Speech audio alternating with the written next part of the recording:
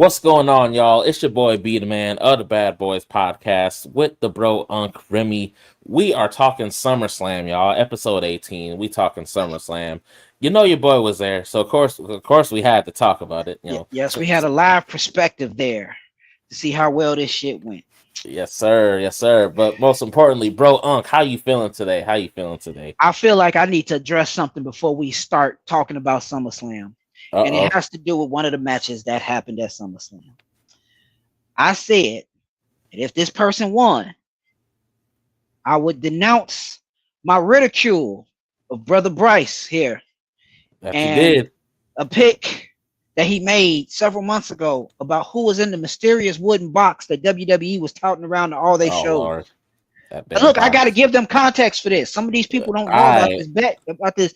You said it was going to be Royce Keys, literally 2 days after they showed him on TV. But you said it was Royce Keys. It was Danhausen. I've never let you live that down. yeah, So that's I true. am, and this will be the last time I mention it because I promised you I would let this Yeah. shit go if Chelsea Green won her match. And She she did. did. Sure did. And I am a man of my word. I pay my debts, unlike some people. Yep, unlike some Joseph, people. Yep. Joseph, pay what you Joe. owe, Pay what you owe, Joe. and I'll never bring it up again. You have me on video Yes. and on the internet telling you I will never bring it up again. In fact, I haven't brought it up since last podcast. That is true. And That's once she true. won, I never mentioned it again until today. Oh yeah, I was in So, US Bank Stadium like, hey, you know what time it is? She won. I saw it with my and own what did I put eyes. out there? And what did I do? Damn, you right. You right. Yeah. What am I gonna say? Because I didn't think she would. I didn't think they would. Look here, Michael P.S. Hayes told us how he felt, Yeah, he did. and that's all I could go by. That's all I could go by. But we'll get to that and why I think the belt is cursed at this point later. Oh yeah. Let's Well, we'll, let's start we with night one of SummerSlam. yes, sir. Night one. So night one opened off Liv Morgan, Io Sky for the Women's World Championship. Okay, here's why this match pissed me off. This match was longer than Lear versus Fakir. Yep. This one came in at 13 minutes, 35 seconds. That is almost 3 times longer. Keep that in Yeah. mind because they only got like 5 minutes at WrestleMania. No, 8. They got 8 at WrestleMania. Okay, so this was twice as long. Got it. Close to twice as long. Still more time than they got it. There's still more time than they got at WrestleMania. All for Io Sky to lose. That's That part of pissed why me I lost my voice for a week. I was so pissed. I'm like, so technically they could treat this as the whole rubber match thing and give them one more shot, but I don't think they will. I don't think Why? they will, Because especially after what we saw. they've already put Becky in the picture. And I'm Yeah, going to talk about that after we cover night 2. I'm going to talk about that. I'm not mad at Becky being in there. I just don't care. yeah. I mean, if anyone's gonna shut Liv up, it's gonna be Becky. But Io could have won here. Like, It's one of these right message, wrong messenger. I don't care. And I haven't fucked with Becky since what they did to hoe out Bianca. oh yeah, yeah. I've never forgiven Becky Lynch for that, and I never will. I don't blame you. I'm I don't sorry. blame you. I'm sorry. I can't believe she beat somebody in less than 30 seconds that picked up Otis and walked him the length of a ring. Yeah, Fuck that you. that yeah, that Fuck was you. some bullshit. And I feel like that's Michael P.S. Hayes again. Or Oh, Triple for H having sure. Triple H having one of his days. I don't care. Point is, I'm still mad about it to this day, and I will never forgive them for that. And I'll never forgive Becky Lynch for going along with that shit. And Sorry. shit, I think Vince was still there at that point. I think so. It probably was a Vince thing. Okay, then I can definitely see it being a Vince thing, but it still pissed me off, and I will never, ever forgive them for that. And Becky Lynch went along with it, so I'm not forgiving her for that either. Nope. I can't say I blame you, honestly. But yeah, I'm still mad about the way this match went. Like, and again, this is them feud. They feuded for 2 months. You ended at 2 matches. Yeah, I am shocked. They usually go the trilogy route. What So are y'all doing to Io Sky? Save that whoop. Naraku, get your wife up out of there. Before I take you out, that is. oh Because I am Lord. going to take you out, Naraku. You on my list. But save your wife first.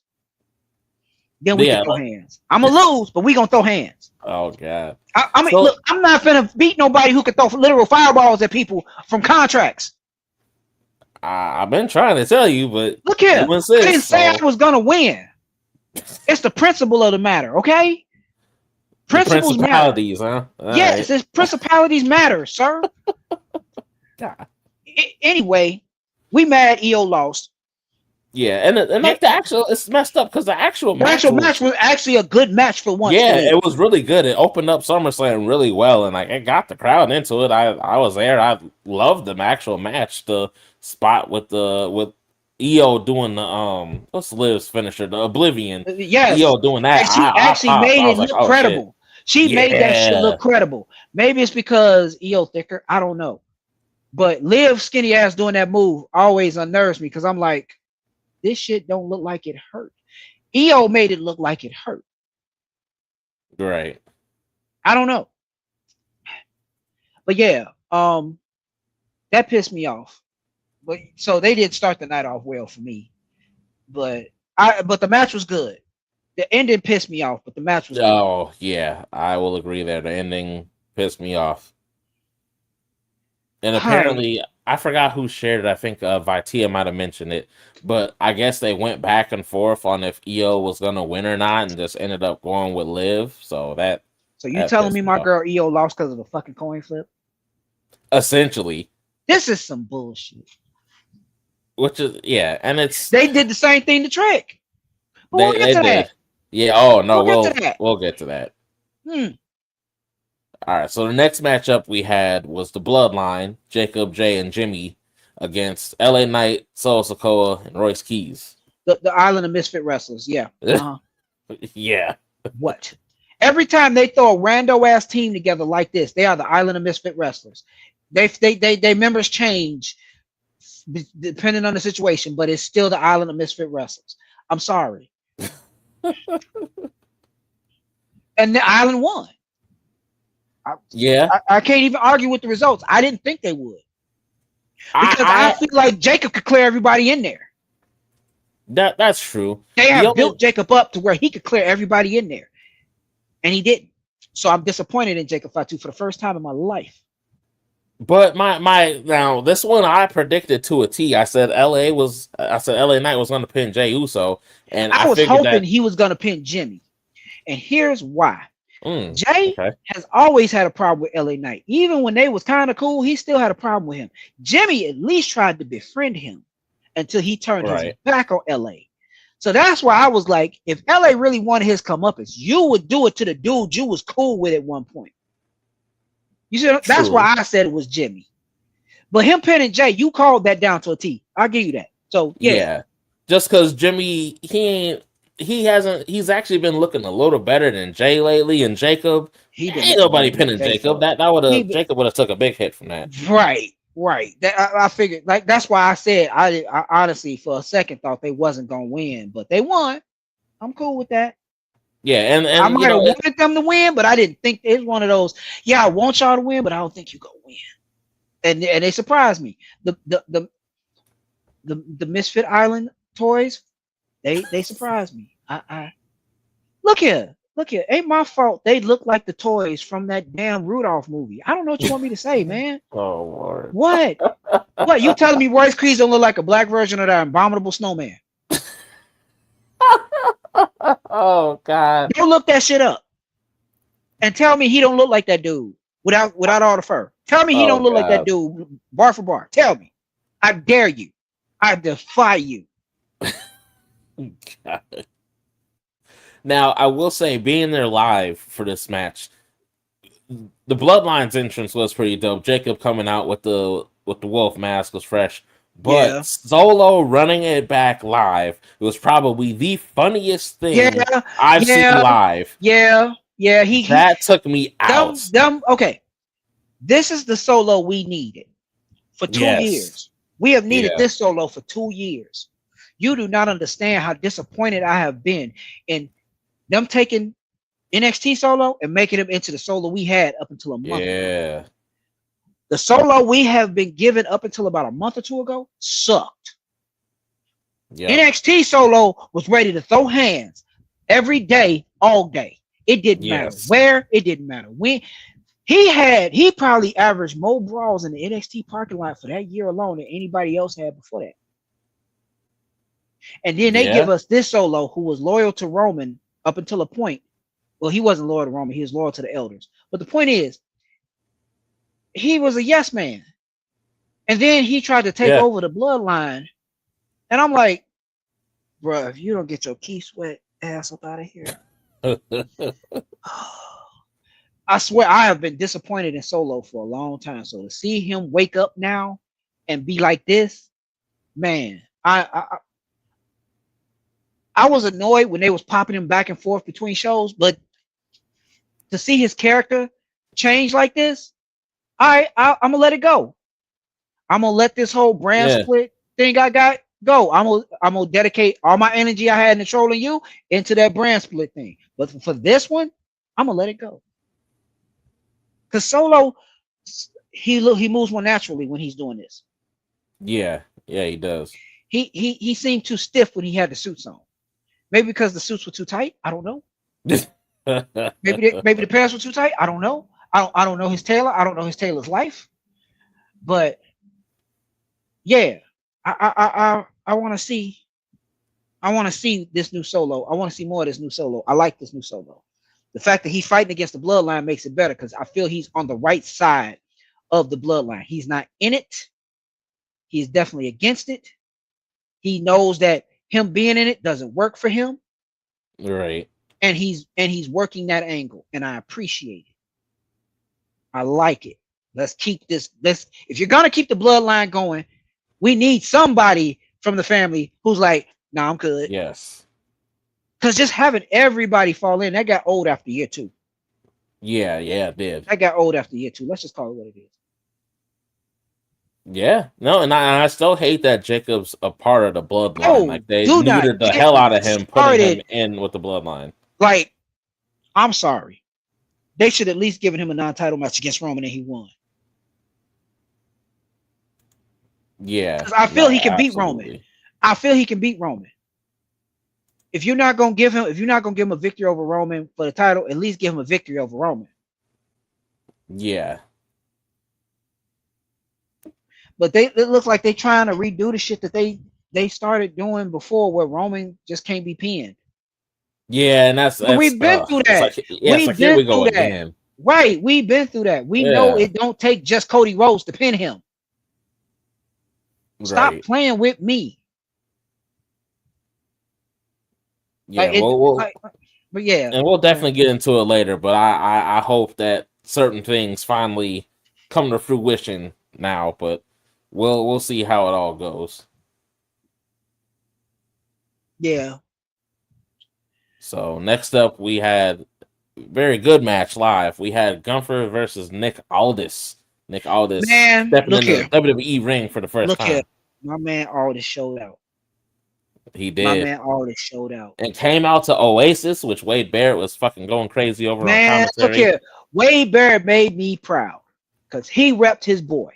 He did. Normally as color commentary, he is firmly on the side of the heel, who is Gunther in this. But for this, he stayed firmly with Nick Aldis. He did not for a second, stop repping his boy, who apparently he goes back with for years. In fact, he was Wade Barrett's first opponent. Oh, see, I didn't know that. They said that during the match. Oh, they said that as Aldis was coming out. In fact. Oh, see, I didn't watch back all of SummerSlam yet. They said that when I found that out, I'm like, wow, you better rep your boy. Yeah, they go back at that point multiple years. I was like, wow. That's why he losing his shit. It's not just because he's from England. It's because they came up together. I'm like, good, rep your boy, and he did. It took Michael Cole having to talk color commentary a little bit about Gunther because he can when he upset, but he carried it. He carried it as best he could, but no, Wade Barrett made me proud. He stuck by his boy through that whole match, all the way through the loss. He was like, he gave it his best, he gave it his all, and maybe we'll see this again. I'm like, I want to see all this wrestle again. I don't have a problem. me too. I wanted him to wrestle Orton. Yeah, and that's what and it's funny. I think in his interview with Chris Van Vliet, I think he even said that he thought it was going to happen then, but it didn't end up panning out. So for him to face Gunther and him to have a damn good match, the elbow drop off the top. I love Nick Aldis's elbow drop. That stuff is so clean. Yes. I didn't see him miss a step in that whole match. No, he did not miss a step. Even when he hit Gunther with his own sleeper move for a hot second, he didn't miss a whole step. No, yeah, not at all. I'm like, okay, I need people to stop hitting Gunther with his own move, though. I mean, stop doing that. The only person who has ever successfully, I won't even say 100% successful. Jay pulled it off. Yeah, I was gonna say Jay's the only one.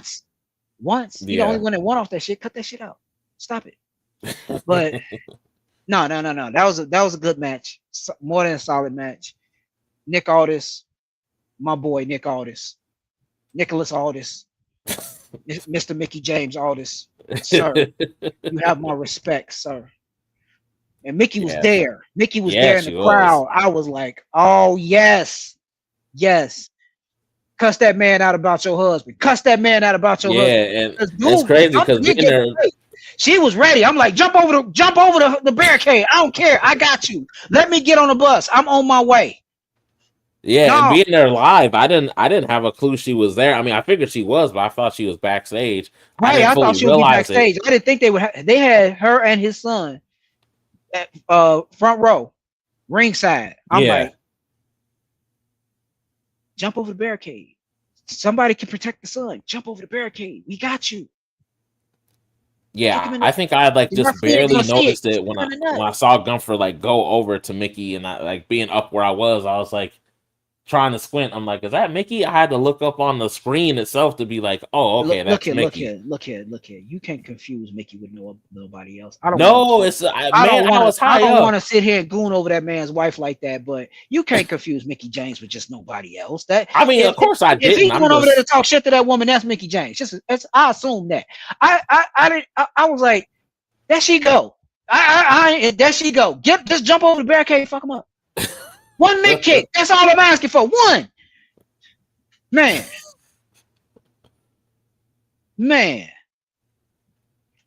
But yeah, Nick put on a show for us. I appreciate that. They put on a good old school match. I'm surprised. I hope him and Sammy go run it. I hope him and Sammy, him and Orton run it, because Sammy talking tall shit to Nick Aldis when Nick Aldis didn't even screw him over. Keep that in mind. You talking tall shit to Nick Aldis, and Nick Aldis has been suspended for the last month. Your biggest screwovers have all happened after his suspension. Yep. Yeah. He put you in the match. He put you in a triple threat match. He didn't screw you over after that. The match you won the title on, he got suspended right after you won that match. But you talking tall shit to him? To him? Bruh. No, we can run back in the ring. I told him, you can see me in the ring since you want to talk all this shit about being the last good guy. Let's go, good guy. Let's go. Yeah. No. And see, here's the thing. I understand where Sammy is coming from. But you're taking it out on everybody. Yeah. Everybody. And it ain't everybody's fault. Nope. It's that GM over on Raw's fault.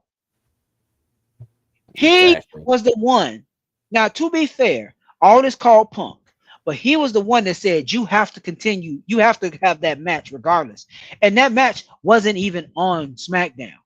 So you should be looking at the dude who made you wrestle on a show that wasn't yours to make you wrestle on. Right. Look at the bald man, not the British man. Look at the bald man. Aldis was suspended. Yeah. When he issued that match on Raw. Right. And then after that, he kept screwing you over. He screwed you over a good 3 times in a month. And you mad at Nick Aldis? Now, to be fair, Aldis did interfere in the match that would have had him added to the main event at SummerSlam. All right. But the thing is, had you not wrestled on Raw and lost your belt in a match that the other GM scheduled, you wouldn't have needed that match at Saturday Night's main event. That's Don't true. pick at the symptoms. Pick at the problem. That's all I'm Yeah, saying. but Pick see, at the that would problem. require logic, and you know WWE ain't got no logic. They So, show don't. They show so don't. that would require logic, bro. Like you know Right. this. You right. They don't. They don't. But let's go on to the next one. We getting sidetracked. All right, But yeah, next Nick up we Aldis, had my boy, Nick Aldis. shout out to Nick Aldis. Yeah. Next up we had we had Fatal Influence versus the Bella Twins and Paige. Now I called this. I Oh, called you exactly called how it the was T. going to happen. One of them was going to pin Paige, and they were going to lose the titles, and Paige was going to get jumped out of the group. I Yeah, told you what was you finna did. happen. I No, right as it distinctly happened, I was told like, you were right. I'm like, cause now Nikki's back. I'm like, as soon as Nikki come back, Paige getting jumped out of the group as soon as she get pinned. Yeah, And I've been saying this for the last 2 months. I'm like, that's you okay. called it. Paige is gonna be okay. And then what's gonna happen is Paige gonna call AJ, and AJ gonna pull up and be like, "We've had our differences, but we still friends." And I'm not gonna let a friend get jumped by these two wannabes. Right. And that's gonna kick their feud off. But apparently that is now delayed because Brie injured her shoulder. Yeah, and so I can't even remember what exact spot she entered it in the match because I'm not gonna lie, I didn't care about this match in person. Like I Did not. tried. I Did remember not. telling y'all I was like, I'm gonna try to care about this match I while I'm in told you. person watching And I it, but told you not to. yeah, Shit. I tried. I can't even front, but I yeah, told you Bree getting injured to do that. that sucks for what they're trying to do now. So now we got But to see but Nikki and also Paige. but also, can we at least admit that God is trying to tell the Bella twins something? Think about this for a sec. Think about this. Nikki gets injured right Right, before WrestleMania. Right before.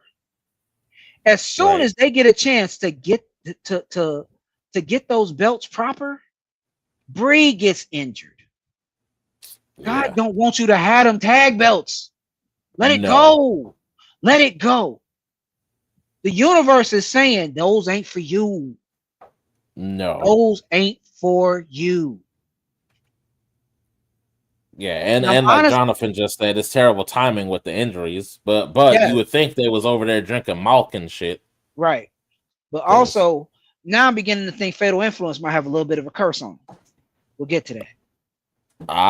yeah, Yeah, little it's bit, either but them or that goddamn belt. But they have been in close proximity of that belt every time someone ends up injured. They've been in the yeah, building. You have not seen the injury and them in the same place at the same time all the time, but they've been in the building every time someone gets injured with that belt. Just yeah. saying. Well, I mean, and then this ain't the first injury Fatal Influence is linked with, so we'll get to that though a little later on. Mm-hmm. So yeah, we didn't care about this match, but I told you how this Yeah, match was gonna go. I was right. Fuck them. yeah, and honestly, in person it showed because like neither team really got reactions like that. Like even Paige with Right. her theme, like no team really got But look here. reactions like that.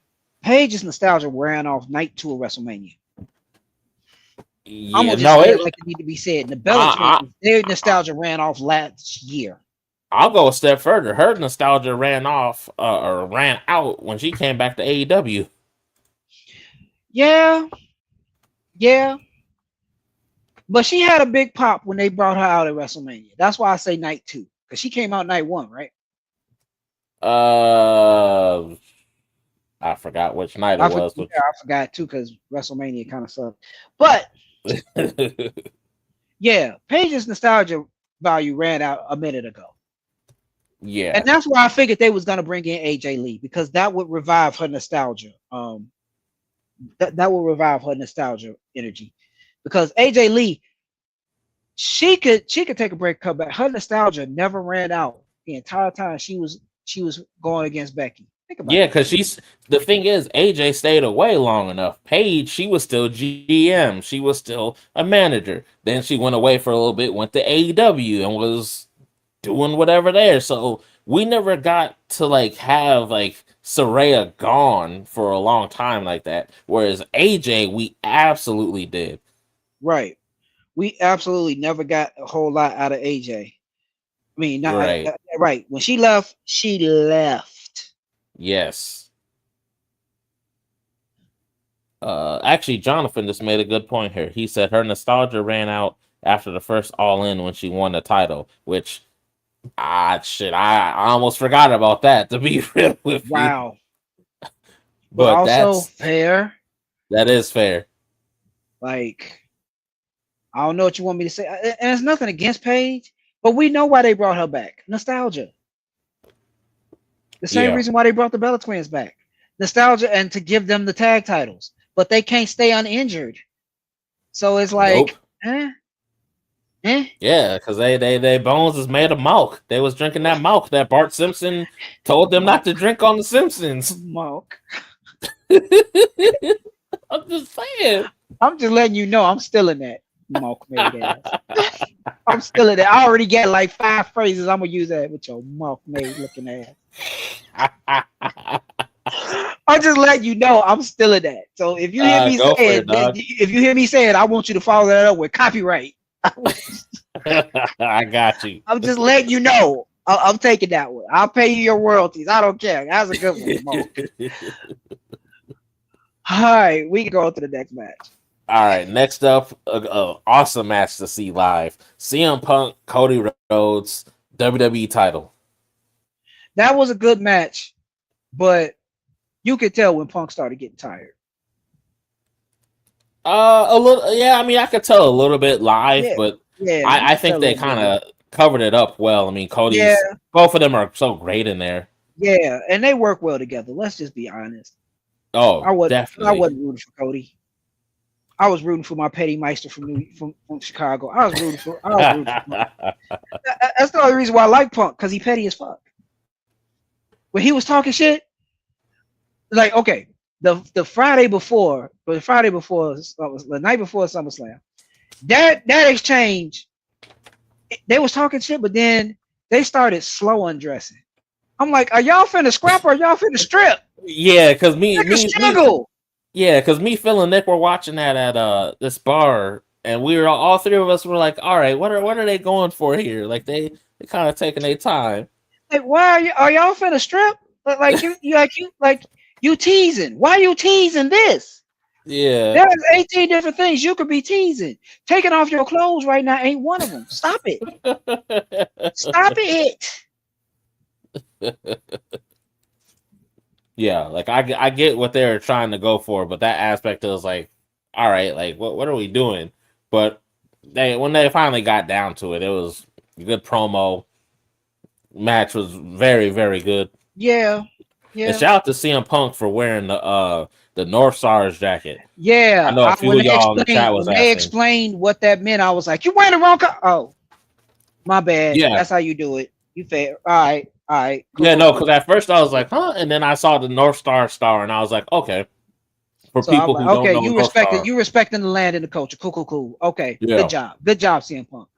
Which, by the way, for the people listening, Punk's jacket was a nod to the Minnesota North Stars, which are the former hockey team before the Minnesota Wild. Which I don't know hockey, but I know Minnesota stuff. Well, yeah, the match was spectacular. Honestly, hockey is just a license to fight somebody with sticks and ice skates on. Yeah. The puck and the goals are just fluff. Let's just call it what it is. Because even when you trying to make a shot, you trying to fight somebody to make that shot. That's true. Like you just can't, and they just got rules. You can't swing it like a bat. That's it. That's it. I've watched hockey games before. I'm like, why are you trying to fight? Why you check that man up against the board so hard? You didn't need to check him like that. The puck over there. Why are you checking him 3 feet from the puck? That's a fight. I know if it was me, it would be a fight. Yeah, That's why I don't play hockey. And that makes sense too, because Punk's such a hockey guy, and thank you, Jonathan, for reminding me. I forgot which team the North Stars ended up becoming. It ended up becoming the Dallas Stars, which I think Nick actually knew a little bit of. But my condolences for them stealing a team from y'all just so they could suck. Hey. Look, Texas. Do I have to talk about the Cowboys? Hey. Oh, T is finally here. We got our boy Thornton. What? In the house. What? Thornton in the house. Hey, gang. You ready to finish your training, Padawan? You ready? I did not make the sensei wait. I got a little bit. I got a little bit of hate in me, Sensei. I'm sorry. 20 laps around the building. 20 laps Next year you make 40. I hate this nigga. I hate this nigga. Look, this is where you get it out at. I'm telling you. If you hold it in, you're gonna explode, lose your job. Do we want that? No. My bad, y'all. I fucked around and took a nap. That shit took way too damn long, but it felt good. No, see, I called it. I told Remy, I'm like, Thornton probably sleep. He did say you was probably asleep. I did. I'm like, probably sleep. He is probably asleep. You ain't have to snitch on a man like that though, Bryce. God damn. I know my people, man. I know my people. He wasn't wrong, bro. I know my people, man. Sunday, it's my thing. It's my thing. No, it's all good. We were just talking about CM Punk and Cody Rhodes. Yeah. SummerSlam night one. Night one was better than night one of WrestleMania. I mean, a colonoscopy was better than night one of WrestleMania. I didn't watch. A colonoscopy that you're awake for is better than night one of WrestleMania. Oh God. Yeah, I didn't watch Io Sky versus Liv Morgan. Once I heard Liv won, I was like, fuck it, because I tuned in midway through the show, because I forgot that the show started at 5 instead of 6. Yeah, right. That kind of caught me off guard too, because I didn't catch all of Liv versus Io. Yeah, so I'm like, it's now, son of a bitch. I missed that. I missed the 6-man tag, and I came in at the beginning of Nick Aldis and Gunther. Okay. So Aldis and Gunther was cool. Like I said, Gunther had to get the W. Aldis, I was amazed that they let Aldis come out to Oasis. Oh man, it gave me chills live, bro. I was telling Remy, it gave me chills. I was like that.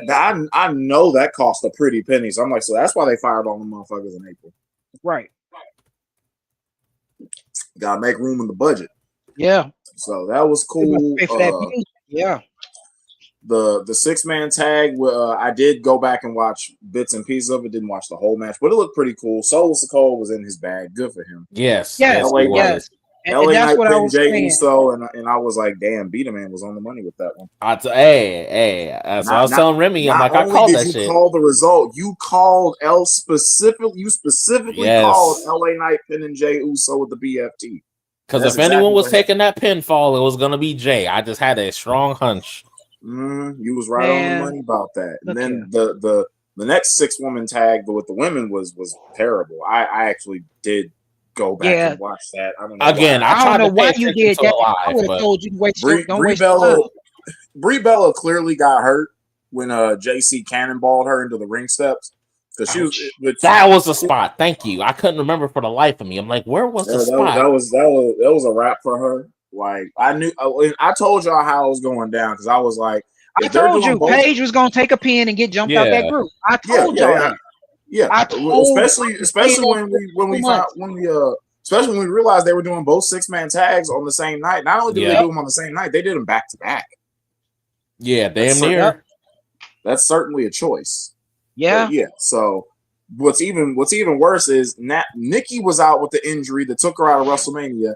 Now Brie Bella is back, and I'm willing to bet the plan was the Bellas against AJ Lee and Paige. That's what I've been saying. That's what I've been saying.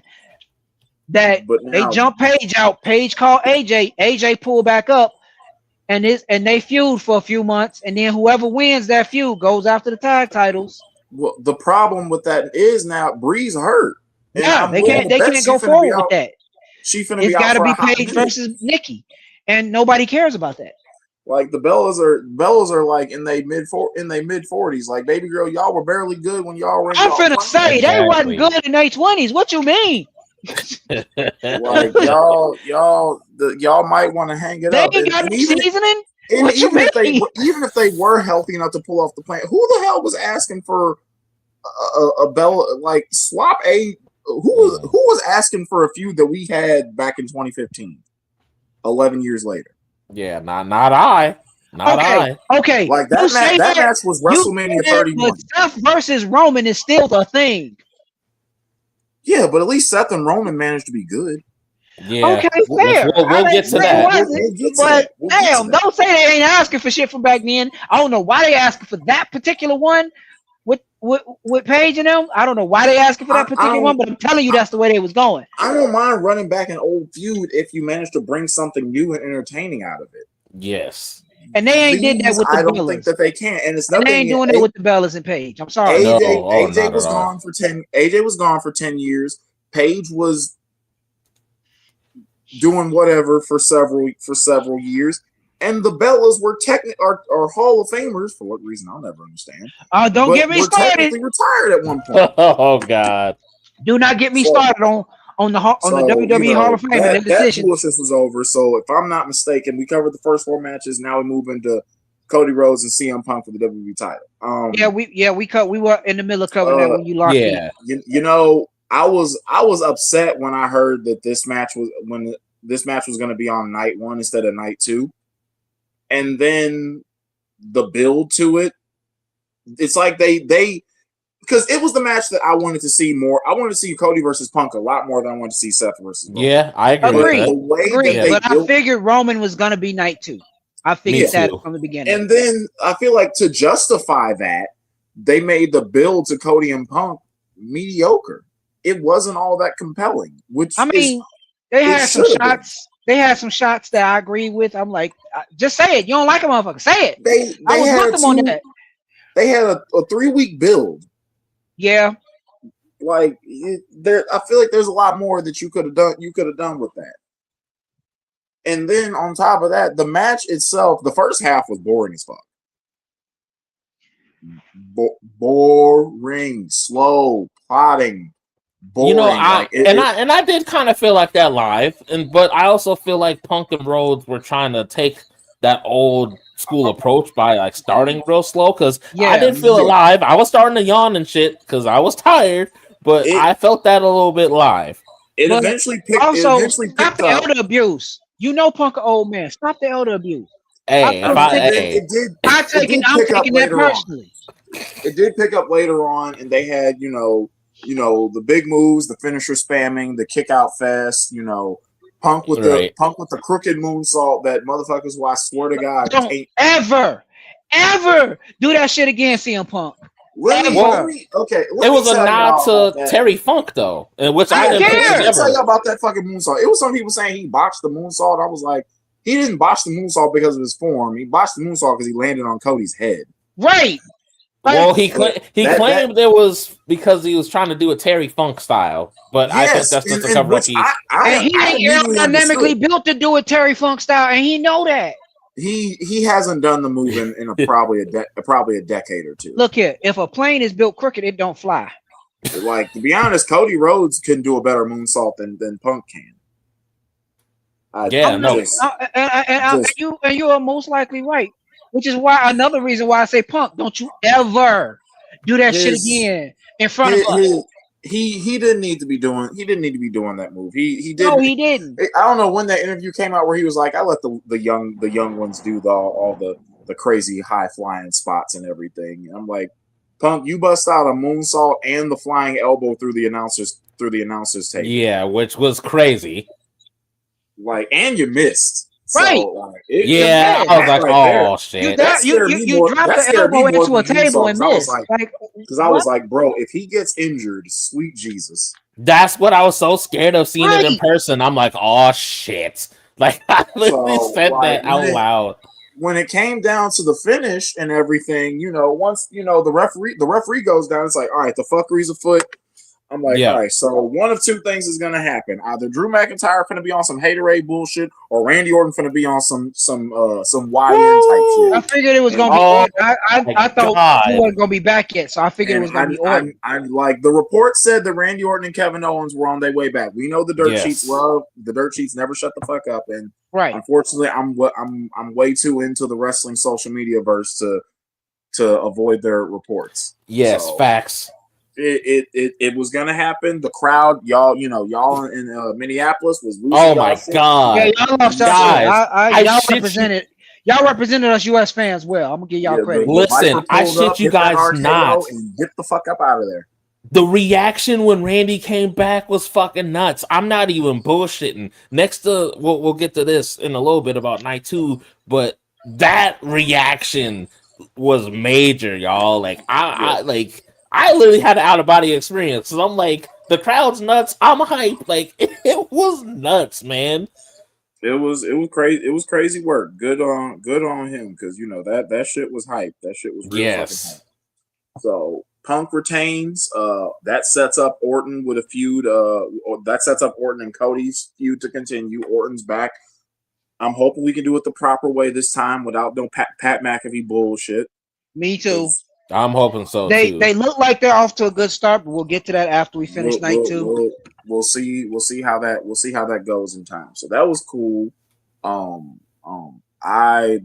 latter half of the match was better than the first half. The first 15 minutes or so was really slow, but they picked it up towards the last 10. I think they went 25 minutes, like that. 30 minutes and 10 seconds. 30 to 10. All right, cool. Yeah, after like what Jonathan said, the match did really ramp up after Punk hit the funks out. Like that forward is where the match really picked up. It's the WWE main event formula, especially for Roman Reigns style matches, and we'll get to him. I call it the Roman formula because it's his main event formula.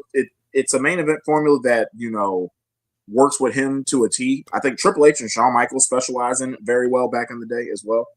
Oh yeah, especially for a lot of their matches. So it was cool, but it wasn't as good as I wanted it to be. Which, all right, fair. Punk is 47, so he ain't finna be out here. He ain't no spring chicken. Cody is 41, and Cody's still in his prime, at least physically, if nothing else. So, Cody can still go at a high level. Punk, he's older. He's more beaten up. So, to compensate, he has to be a little bit more old school. He said in an interview he watches a lot of old school wrestling so he can improve his psychology. And, instead of doing all the crazy high spots and everything that these young guys like to do, he looks to the older generation, generation when he was a kid and tries to pick them on the little things that they did and do those. And I was like, you know what? That's smart. It's one of the things that made when Chris Jericho came back to WWE and he had such a great 2016 there, and where he was 45 at the time, and he was older, his body was a lot more beat up, and he can't do all the crazy shit he used to do when he was younger. So to compensate for it, he ramped his fucking character up. You had you stupid idiot, The List, him and Dean Ambrose feuding over a fucking plant. Jericho, his character work was carrying him. Yeah. So I think Punk is trying to do that same thing now, which is good for him, especially when he's the main eventer that he's always wanted to be. He's getting what he wanted, but like Cody, it's coming 10 years later than he wanted it to. Right. So that was cool. If y'all ain't got nothing else, we'll move on to the main event. Yeah, on to the main event we go. So the main event of night 1 was the Hell in a Cell match, Femi versus Brock Lesnar, round 3. I appreciate how this match ended. I appreciate Brock for what he did, but I'm just gonna say it. Was the cell really needed? Honestly, this could have been a street fight. It could have been any other no holds barred, weapon plunder match or whatever, because they barely did it. They barely did shit with the cell, and I know they did it just to sell tickets because people like to see and to send off Brock. I think. Yeah. Yeah. They want to see the cell and everything, but like this became a match that he became synonymous with. Yeah, so I see it from Brock became synonymous with Hell in a Cell. In the modern era, like in the modern era, yeah. Hang on, because every time they do a Hell in a Cell match, they bring up one of his matches in Hell in a Cell. Yeah. He's only had 2. It don't matter. Both of which were against The Undertaker. You yelling at me because what WWE do? I'm not making this up. That's the problem I have. It's another one of them bogus narratives. Brock was undefeated at Hell in a Cell. Yes, Lesnar and Taker at No Mercy 02 is one of the best Hell in a Cell matches. It is absolutely. Hell yeah, absolutely. I agree with that. And when they ran it back 13 years later, despite Undertaker being way past his physical prime, it was still good. Like, look at rule number 32. You yell with Sensei. You don't yell at Sensei. Write that one down. Because I ain't did nothing. I'm just telling you what WWE do. My point was the in my opinion, the match, it was okay. And I say it's okay because it did what it was supposed to. If nothing else, Brock put over Oba. That was the bottom line. Right. That was the bare minimum. Anything else would have been catastrophic booking malpractice, and I would have raged something furious. Yeah, me both. Yeah, we are. I think we're all in agreement that we would have had the pitchforks and the torches out at Stanford. Yeah. Brock had no business. I stand by that. Brock had no business beating Oba ever. Right. I don't know if y'all remember. I legitimately turned Clash of Italy off when as soon as I remember. Because I even walked away for a couple matches out. I'm like, man, fuck. I was like, I'm not watching. This some bullshit. Yeah, my wife had to calm me down. I'm like, I'm pissed, man. Like they putting it in the main event, making a Hell in a Cell. It's Brock's retirement match. It's in Minneapolis. The cell will sell tickets because it's such a big spectacle. But as far as the actual match, the cell barely came into play. They were doing their thing and everything. I did like where Brock tombstoned Oba.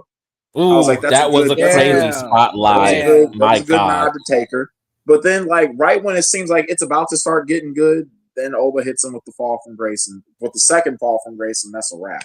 And that's why I said that night to Phil and Nick, I said to them, and I'll say to y'all, that's why I say I could have used 5-10 minutes more from this match, because it was just starting to get good, and they cut it right there. And I'm like, it was just starting to get good. Y'all could have used the cell more, like you just said, T. Like, there are a few things I could have did more of, like for 11 minutes 40 seconds, that could have went longer. It might have been cool. It might have been cool if they had a little bit of blood in there. But then you see after the show, after Oba wins, Brock puts him over with the promo, and he's like, "Oh, I'm the past, Oba's the future." Yada yada yada yada yada. All right, cool.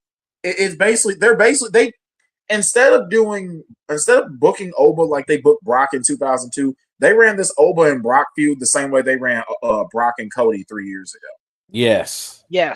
So in that regard, it's good for Oba, and it means they clearly have big things for him, which should include winning the Royal Rumble and beating Roman for the World He shouldn't need to win the Royal Rumble. Thank you. Thank fucking you. I know. Look. What's done is done. It's stupid as fuck, but what's done is done. I can't stand it because that makes the King of the Ring and the Queen of the Ring, by a lesser extent, so fucking pointless. Oba won the shit. We've talked. It could have got more simple.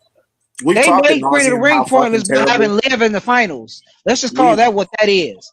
We've talked at nauseum how terrible the King and Queen of the Ring tournaments were this year. Hot ass. I ain't finna waste your time much. I ain't finna waste your time much more. So that was what it was. Like I said, night one, like I'll put it like not this. My favorite. The only way I agree with Oba winning the Royal Rumble is if he gets a title shot at the Rumble and loses, and they bring him in as entrant 30. Okay, it ain't the first time they've done it, so that it's not. They've done it with Brock. Yeah, that's what I was saying. They could do that with him. Since they like running shit back, okay, do it with him then. Since you clearly don't want him to get the belt yet, fine. Kurt Angle did it in 2005. Dolph Ziggler did it in 2012. Like it happens. They do. Yeah, it's definitely happening. They love doing that shit. Roman Reigns in 2017. When we all thought That time we thought Kenny Omega was going to be in the Rumble. Instead, we hear Roman's. Boy, what a time! Oh God, yeah. They faked y'all out good with that one. Oh, I don't know what I was thinking. I say y'all because I wasn't back from my self-imposed exile. Night one was okay. I feel like a lot of them, like the Cody and Punk, got the time that they needed. The rest of them were all right, but still, it's Ad Mania. Yeah. Yeah, that is what it is. I mean, from the live side, I thought it was really good. Like, I still haven't watched all of it back on TV yet, but from the live side of things, like, it was really good. I will say, seeing ads in person is a bit jarring. Like, seeing it on the big screen there, like, that was a bit jarring to kind of still have to see ads while I'm in person. So that was a thing. But in person, though, I thought it was really good in person. Okay, yeah. I always thought I was the only one who felt that way when I go to live events and have to look at it on that big screen while I'm live. Okay, so thanks, Bryce, for confirming that for me. Yeah. I think that's why I don't do more live events. Also, people, you think they would like do something fun for the live crowd, like the old the kiss cam or the t-shirt cam where they have the dude shoot the t-shirt into the crowd. I mean, sometimes they do. On Raw. Why not? Yeah, they do it on Raws and SmackDowns, but for PLEs, they don't really do that. Where they gotta have 5-minute ad breaks and then 15 minutes of entrances, like beating the dead horse. Yeah. So SummerSlam Night 2 kicks off with it's supposed to be a number 1 contenders match for a shot at the WWE Championship. You got Sami Zayn versus Finn Balor. Now Going in, my money was on Finn Balor to watch the Sami Zayn crash out continue. Right? Which one of y'all was saying Sami Zayn? I said Finn Balor. I said Sami Zayn because nobody, and I mean nobody, wanted to see Finn versus CM Punk running back again just so Finn could lose. I wouldn't say nobody, but Okay, everybody but T. I mean, I know he's gonna lose, but it'll be fun to watch for 20 minutes. Who says he's gonna get 20? They've been going Finn Balor for as long as I've known the man. Stop it. Anyways, so Finn and Sammy make their entrances, and then Nick Aldis comes out, and he's like, "That's not Nick Aldis. Stop putting Sammy's crash outs on Nick Aldis. Nick Aldis did not screw that man over initially. Oh no, it was the bald one. Truth." So Nick Aldis is like, "Hey, look, it's not Nick Aldis. What is his name? What is his name? It's not Nick Aldis. Was he not the one who came out and announced the next 2 participants? No. Am I tripping? No, you're not. I was there. I saw it with my own 2 eyes. Do we need to get you new readers, Remy? No, I was like fucking with him. But anyway, God. And you were supposed to be in on it with me because I said stop blaming the shit on Nick Aldis. Remember, we talked about this before. But then when you say that it was, when you said that it wasn't Nick Aldis who came out, bruh, come on, dog. Bruh, I literally said, stop blaming the shit on Nick Aldis. You were supposed to kick in then. No, man. So I'm trying to work this man, get his anger out. Shut up. You are not. That's why you flunked the class. That's why we didn't give you a diploma because of shit like this. Oh Lord. Carrying on. So anyway, Nick Aldis came out. Nick Aldis comes out. He's like, yeah. So this match we're gonna need. We're gonna add another participant to it. Out comes Gunther, happy as a motherfucker. I would give Nick a nice little snicker when he passes him by. If he pinned me, I wouldn't have gave him shit. You better put me in this damn match. If he had pinned me the night before, I wouldn't have gave him shit. Which added the good for you. He tapped him out instead. If he'd have tapped him, if made me tap out the night before, I wouldn't have gave him shit. It makes sense. It made more sense out of Gunther beating up Sammy and Finn Balor on SmackDown. I like that. So then, Gunther's in there. They ready to have a triple threat, and Nick's like, "Oh no, that ain't all. That's not all. There's more. There's more participants in the match." I thought that was gonna be odd too, as he was saying. They had a nice long pause, and I'm not gonna hold you, bro. I'm not gonna hold you. I was praying it was gonna be Carmelo Hayes. I was like, me too. If Melo ain't been on the show for a couple weeks, this would be a great time to bring him back. I didn't hear the music. I had the volume down, so I was hoping y'all finna give my boy Carmelo some shine. Y'all finna give my boy Carmelo some shine. And that's wishful. Hey, that's wishful thinking, though. It was I was there. And I was like, it really was. And okay, I can live with this too. And it was wishful thinking. And then you hear, and I'm like, oh my fucking God! I lost it. Like, that's why I uploaded the video the other day of my actual lifetime reaction of it. Because, again, Randy had the biggest reaction. KO was easily neck and neck with that. That's why you sounded like came off. Is that why you sounded like you swallowed a tennis ball for 3 days? Yes, that's why my voice that did it. All right, I give you that. And neck fusion surgery, Kevin motherfucking Owens is back. Yes, I was missing a step. He looked a little lighter. I'm like, God, he's definitely been hitting that gym. Yes. Oh yeah. So KO's back. The match is officially a fatal 4-way. You got Sami Zayn, Finn Balor, Gunther, and Kevin Owens. And like within like the first 2 minutes, KO was like, "Hey, bro, y'all know who I am, right?" Everybody's on the outside doing their thing. Kevin comes off the top rope, hits a swanton to the floor. Like, right? Okay, right. Within 2 minutes. Within 2 fucking minutes. Yes. It took me back to when Will Ospreay came back at Revolution and starts beating up the Death Riders, and like he go and hit that corkscrew moonsault off the top rope. I'm like, oh, so this is just what y'all do. When y'all come back from a neck injury, y'all go off the top rope. Y'all say fuck that. Fuck, we don't remember our neck being broke. We don't remember that. We remind you, I don't give a fuck about this neck, bro. We had them remove that memory. We just gonna do what we do. We gonna do it again. Right. Okay. I did like it when they cleared the ring and you got Kevin and Sammy in there, and Sammy's so happy to see Kevin again. I don't know why.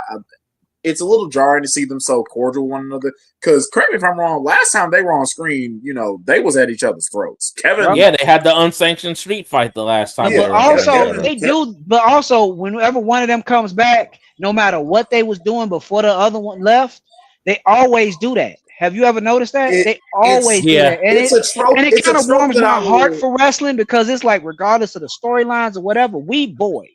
We've been at this since we was 5. Whatever. Yeah, it's one of those things where they're one of those two that I never get tired of watching them interact. Because they've had like 10,000 matches, and I'm cool with it. Across so many companies, Yes. CZW, Ring of Honor, PWG, NXT, WWE, you name it, they've thrown hands over there. They've thrown hands, or they teamed up, or whatever it's got. Or both. It's always Sammy and Kevin. It's always Sammy and KO. So that they're wrestling soulmates, for a lack of better terms. So they hug, and then as soon as they finish hugging, they start throwing hands, and I was like, yeah. Everyone was hyped once that happened. So myself included. The match went like probably 8 minutes. It ends with KO pinning Sammy after the Stunner. I was like, okay, not only is Kevin Owens back, but now he finna be the number 1 contender for a week. That sets up a match between KO and CM Punk, and I'm like, okay, all right now. Right. We're about to see this. See, now this is a match I want to see. Hell yeah, this is a match I want to see.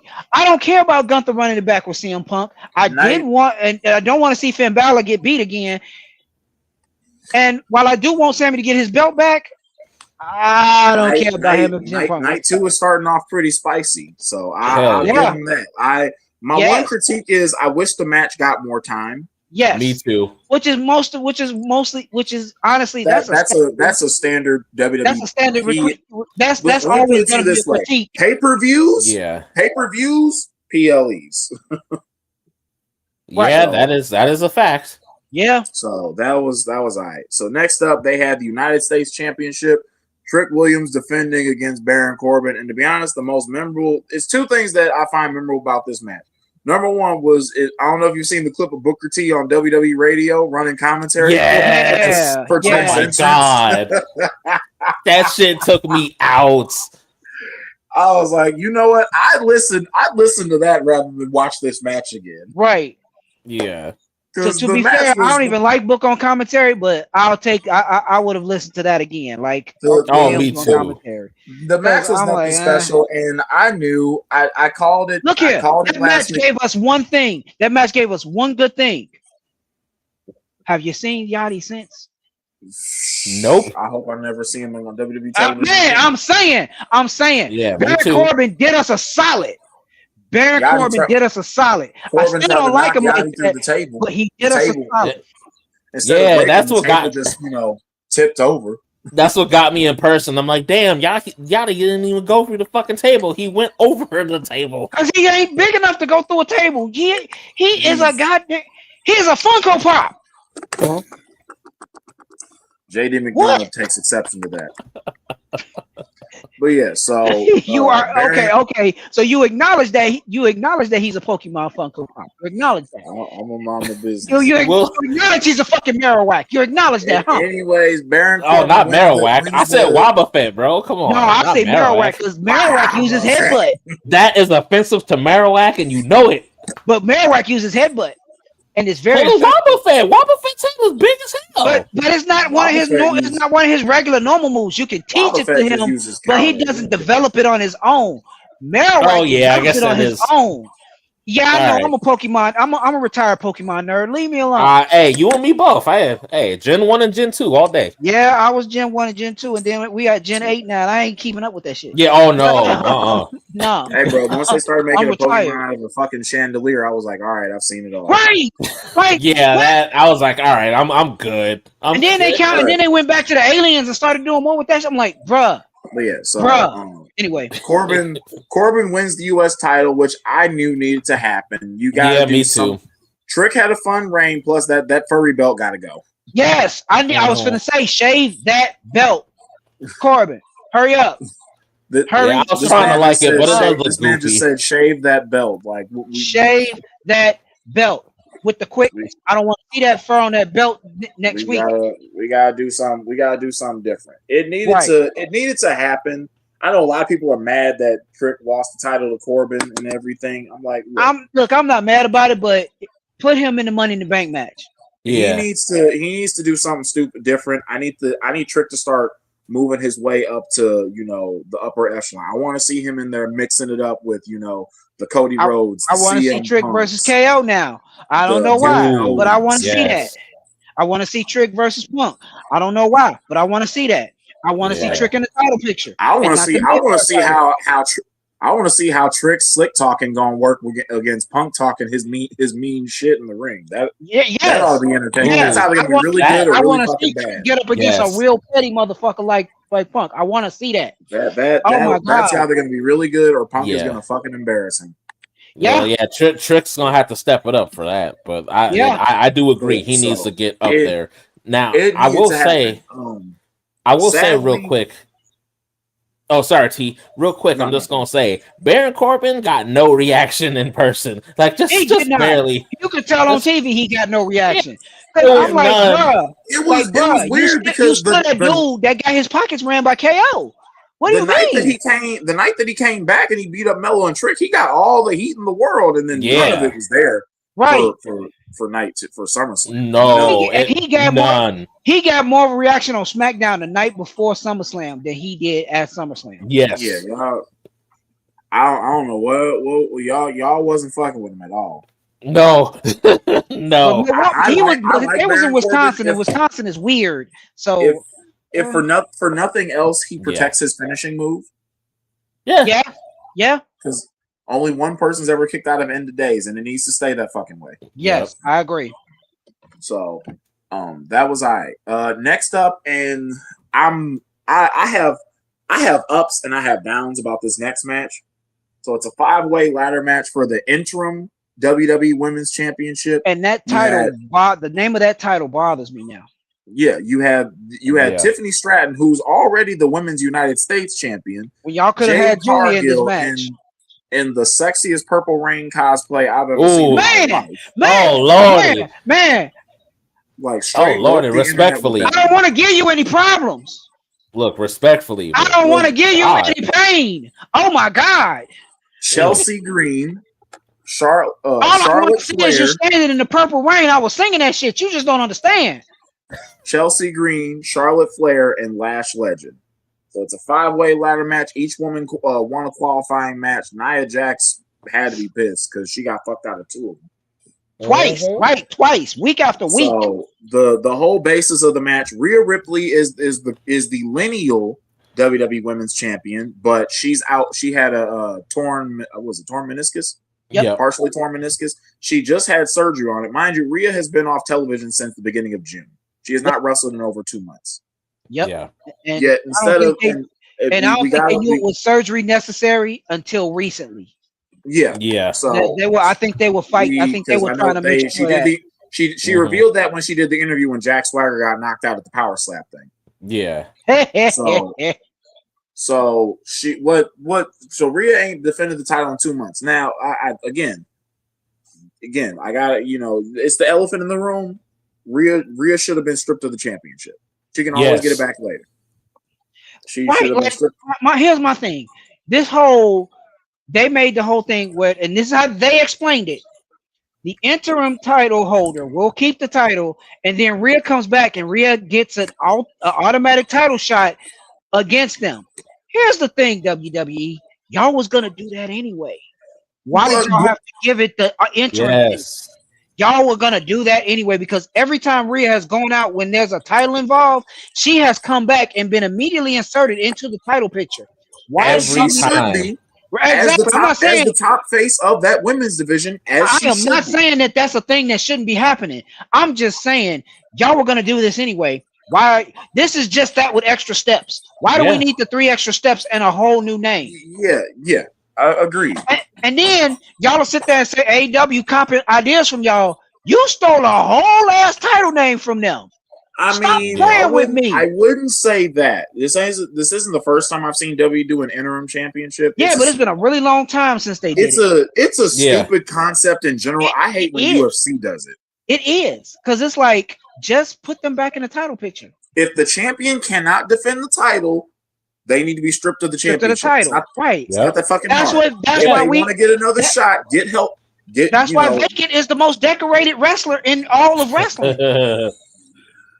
They don't want to put another belt on Vacant. and I feel like they hating on my man. They hating on Vacant, bro. Vacant has done it all. Is it because they don't want to see because Vacant don't identify as he or she? Is that it?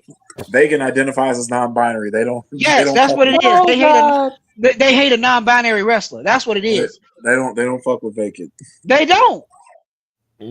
So so anyways, okay, so I have good news and bad news about this match. The good news, Chelsea Green won. I was expecting Lash Legend, but I was happy to see Chelsea. I was kind of hoping for Lash Legend, but the bad news, it wasn't just because I had to hang on to my my thing. Yeah. I said I would not mention it. And T, you missed it. I did denounce. He did at the beginning. Criticism. I will never mention it again. That's why I said my thing. I said I will never mention it again, and I'm keeping my word. In fact, ever since Bryce mentioned it in the chat that after Chelsea win, you know what you got to do.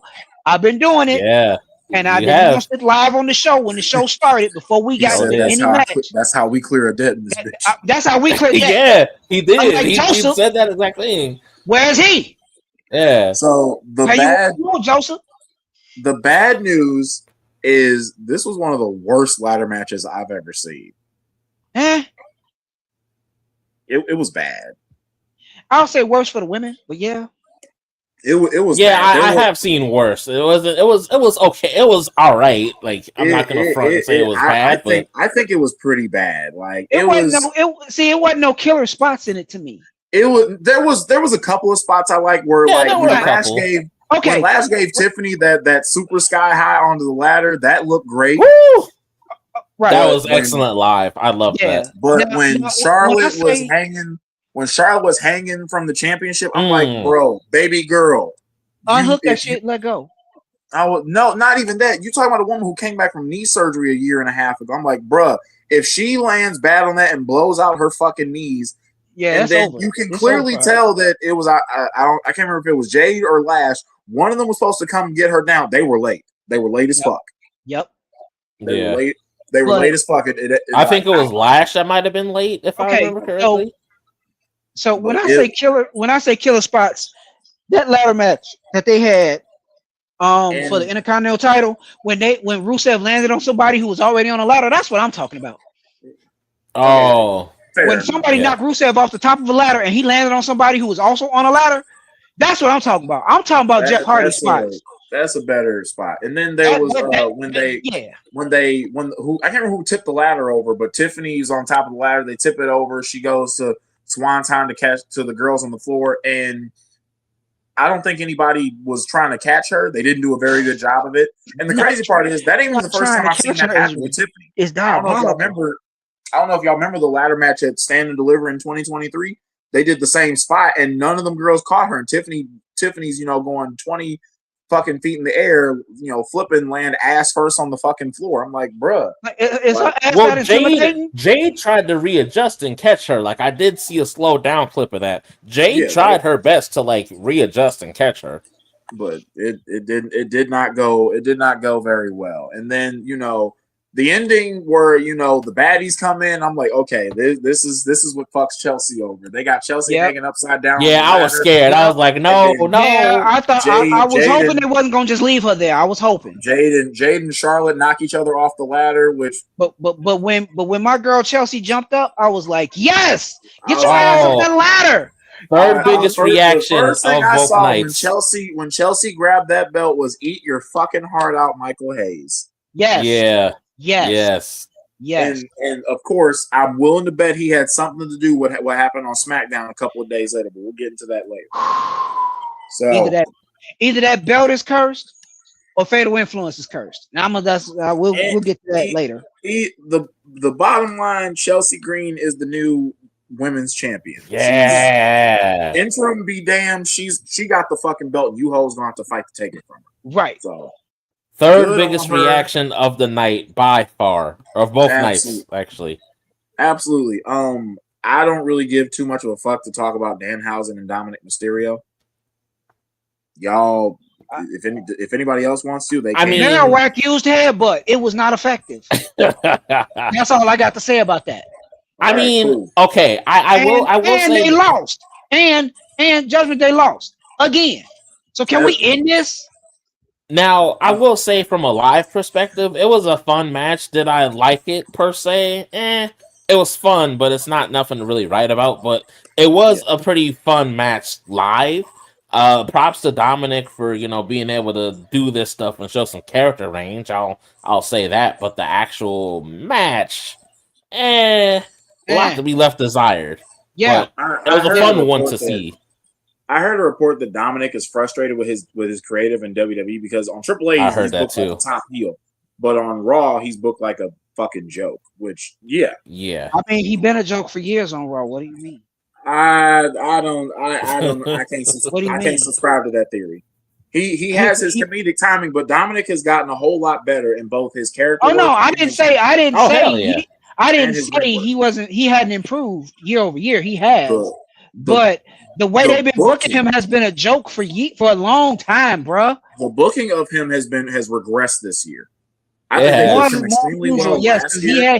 He hasn't had nowhere near as many matches at this point of the year than he had a year ago at this point.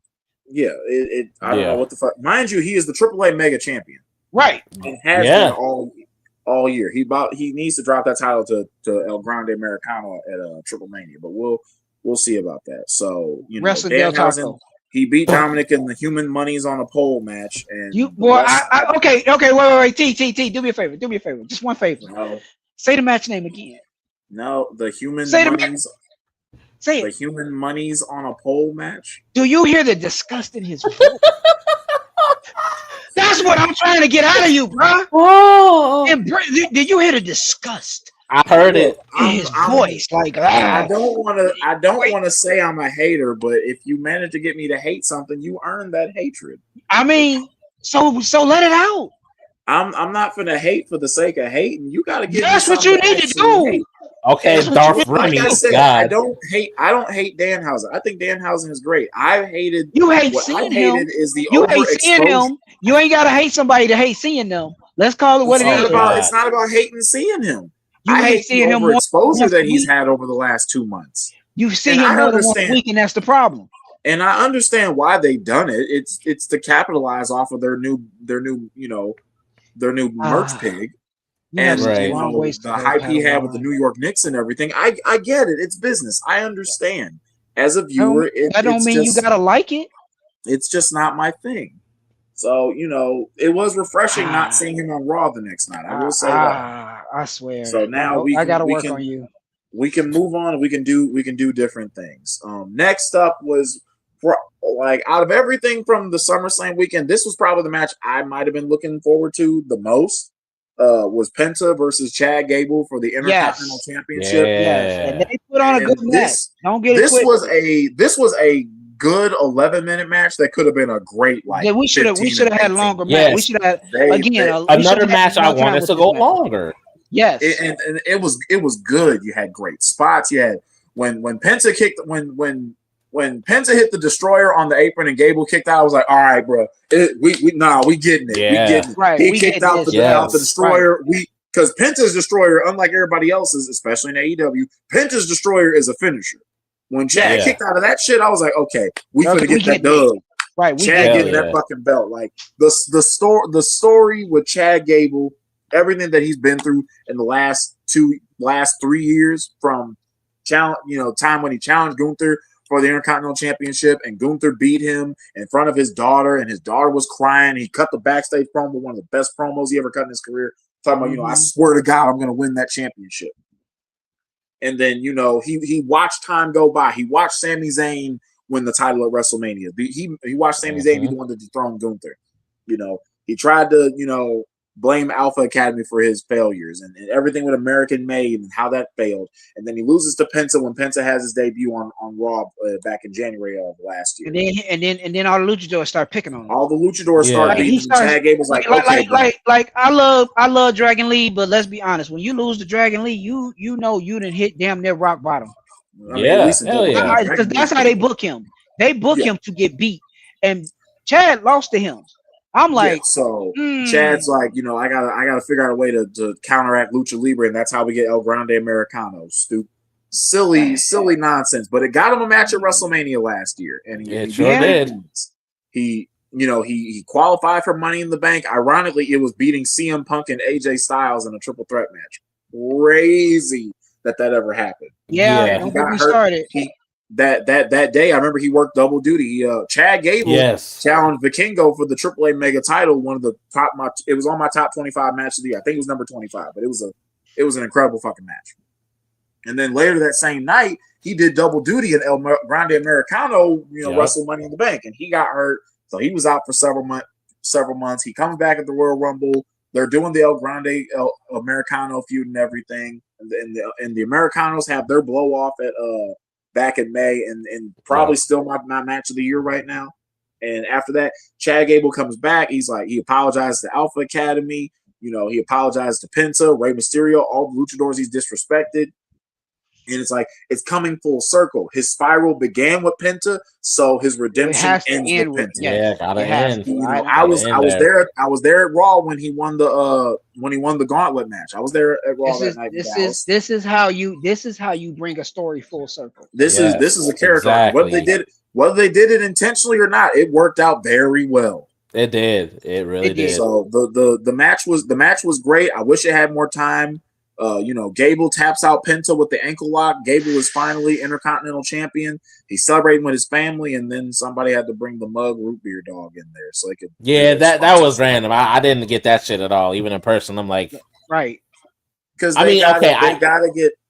And so I was watching an old clip from Raw back in the day, and I miss when they would just do a little 2-minute plug, they're coming back from commercial break, and it's like, oh, Raw's been brought to you by Final Fantasy VII or YJ Stacker Singer. Or they'll do a small little plug for their sponsors. Yeah, like Skittles. That was a favorite of me and my brother. One time in the show. My God, Fruity Skittles.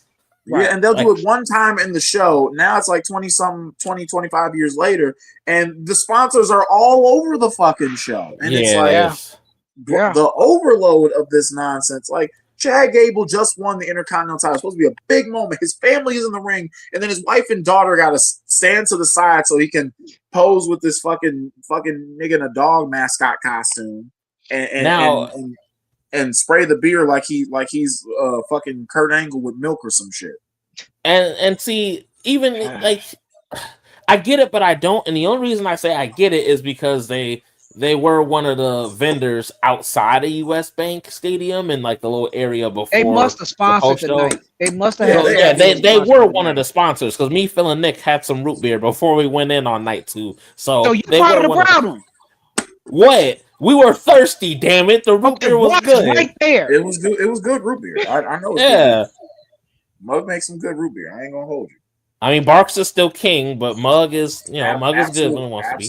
That's what I was gonna say. Yeah, so it's business, and it's just like you already see all the logos in the ring, which I can make my peace with. You see all the logos and the LED boards, and now you got logos on the weapon. You got Slim Jim tables and Fireball ladders, and a whole ass hydration station at ringside for no hydration reason. Station. Next, you're gonna have fucking dude wipes on the chairs, right. I mean, they did give out dude wipe samplers after SummerSlam. But how you know? Because me feeling it. I got some in my bathroom right now. You put some in your pocket? Yes, I did. I did actually. You probably did. We already paying $30, and now you up here being part of the problem. What? We already paying $30 a month to watch the damn show. Y'all already feeding us commercials on top of that. We get less matches, less wrestling, more commercials, more ads. You're charging us more to watch the shit. Like, yeah. Again, beating a dead horse. But the bottom line, Chad Gable's the Intercontinental Champion. It was if nothing else, I felt even more so than Oba beating Brock. This needed to happen. Yes. Oh, definitely. It was Chad's first singles championship of his entire career because he's been in WWE the entire time since he signed with them in 2013. Right. Yep. So, good for him. He could have been this generation's Kurt Angle. Yes, and I feel they fumbled that. He's an excellent wrestler. He's got good comedic chops. He can cut a promo. He can work. Even Kurt Angle said he should have been the next Kurt Angle. Yeah. I stand by it again. I stand by it. Should, instead of Sami Zayn beating Gunther, it should have been Chad Gable. Yes. Hell yeah, absolutely. I never understood the whole. You had Chad go through all of this, but then you gonna give a match to Sami and whatever. Yeah. But we got here. All right. It was a 3-year character. It was a 3-year story, a 3-year character arc, and despite the haphazard efforts of how we got there, it eventually paid off. I don't like that it took that long, but hey, it paid off. We got what we needed. And hey, next to Chelsea Green, Chad Gable, again, one of the biggest reactions between both nights. He's a Minneapolis native, so there was no better place, there was no better time to make this happen. Great on Penta. Penta's probably one of the best Intercontinental champions since Gunther won the title. Oh yeah. Yeah, I think one of the better ones in the modern era for sure. Yeah. He had 162 days. He had at least 10 defenses, on both TV and pay-per-view. He had his WrestleMania moment. Good, great on Penta, but it's Chad Gable's time. I believe that Ethan Page will be the next Intercontinental champion. But we'll give Chad about 4 to 6 months. Give him some time. I agree. Let him win. Let Ethan win it at the Rumble. Yeah. So. That was really cool. Then came the main event. You had Roman Reigns against Seth Rollins for the World Heavyweight Championship, and man, it for a match that I was not that hyped going into it. It wasn't a bad match. They over delivered. Yeah, I was gonna say it wasn't bad. Shit, that was let's get them their props for that. I don't even like them. I don't even like neither one of them like that. But let's get them their props. Oh, it was absolutely alive. They over delivered, and my God, they did. Roman is so good with these main event matches because there's a formula to it. I like to call it the 3-act formula, where like Act 1 is the match is slow. It's mostly Roman talking shit, doing his thing, beating up motherfuckers. They'll get a couple spots in there, and Act 2, the babyface starts to make the comeback. We're having a couple of signature moves, maybe a couple of 2 counts in there. And then we get Act 3, the finisher spamming, the near falls, the ref bumps, the drama. Yeah. The part where Seth hit the Nigel ass clothesline that Dean Ambrose used to do. Yeah. Right. Michael Cole just couldn't good. help himself but call it the wacky line, and I'm like, ugh. Bruh. Did you? I'm glad I didn't hear that live. In response, Roman Reigns hits Dirty Deeds. The paradigm shift. Yeah, and I'm like, alrighty. Good shout out to good old Mox. He probably wasn't watching it live, but I bet you somebody showed him a clip of that shit, and he was like, "Yeah, they're my boys." Right. Yeah. So that was really fucking good. The nice touch at the end where Roman's got the chair and he has the chance to hit Seth in the back with it, like Seth did him, and it's like, man, we're coming full circle with this storyline. Yeah. And instead of hitting him with the chair, he's like, "No, I'm just gonna beat you straight. I'm just gonna beat you straight up." You had your ridiculous finisher spamming. Like Roman kicked out of 3 stomps. Seth kicked out of 2, 3 spears. Yeah. Roman takes 3 spears at the end to beat him, and I'm like, all right, cool. Match went about 33 minutes or whatever. Shit like that. It was 33 minutes, 25 seconds. They did a good job of making it epic. They took something we didn't care about, and they took all the lore and the story that they've created over the last 14 years, and they gave us a great main event. And I'm like, okay, I can't believe y'all got me to admit that it was right to make this the night 2 main event over Punk and Cody. But yeah, I was very surprised, just because, again, like we all been saying, like, we didn't care to see the match, especially when it was announced, but they ended up making us care. They made us like the circumstances behind it. Like, shafting Oba to make this match happen was, for lack of better terms, the nicest way I can put it was a choice. Stop doing that. Just say what you mean. Like, it was bullshit. It was bullshit. It was bullshit. Better. See, Bryce remember some of his training he flunked out of. But it worked out. Roman got the win. They shook hands. They did the Shield pose. Seth gave him the mask. Good nod to Moxley, or the real great third member of the Shield, good old Kurt Angle. Wow. Oh no.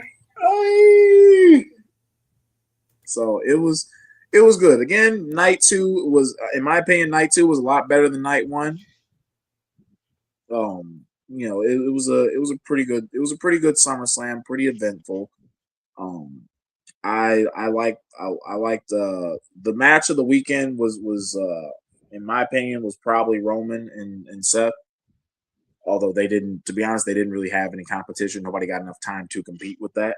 Well, except for Punk and Rhodes, which is the only other match. I think I was telling Nick and Phil that I had neck and neck on my match of the weekend, because I thought Punk and Rhodes was really good. But again, neck and neck with Roman and Seth, I probably would still give the edge to Roman and Seth. I think I had it reversed before, but I think I'm switching my stance. I think I would give it to Roman versus Seth. Yeah. Punk versus Cody was a damn good match, but it didn't punch as hard. And like I said, that Terry Funk moonsault, he could have kept that. I think if he would have landed it properly, if he hadn't landed on Cody's head, it wouldn't have got as much heat. Right. Yeah. Because you had a lot of people talking about how bad the moonsault is. I'm like, bro, have y'all seen Punk do a moonsault before? Punk was doing that crooked ass moonsault like 20 years ago. Nobody told him to do it then. It was part of his moveset, because he loves Terry Funk. Punk. Yeah. Punk. That's because you love school wrestlers. You got the Punk was not a Hulk Hogan kid. Punk was a Roddy Piper kid. Yeah, sure was. As he should have been. He liked Roddy Piper. He liked Terry Funk. He liked Harley Race. He liked, the wrestlers, the grapplers, the technicians, not the over-the-top characters. Although he would soon learn that he would need to learn how to be one of those to be there. And truth be told, Punk isn't even that much of a character. CM Punk is just Phil Brooks, turned up to 11. Which I appreciate characters like that. Be yourself. He's a grounded character, which I appreciate. Be yourself, but turn that shit up and turn that shit up to 11 for TV. Yeah. Be yourself, but because some people can't pretend to be somebody else. Yeah, they can just take off the restraint and be who they usually are, but without the usual shit that holds them back most of the time. He's somebody who you can tell is not playing. He's not playing a character. This character is just actually who he is. Right. Yeah. So going out of SummerSlam, we have set up for Kevin Owens and CM Punk for the WWE Championship, which we'll be seeing in a couple of weeks. Yep.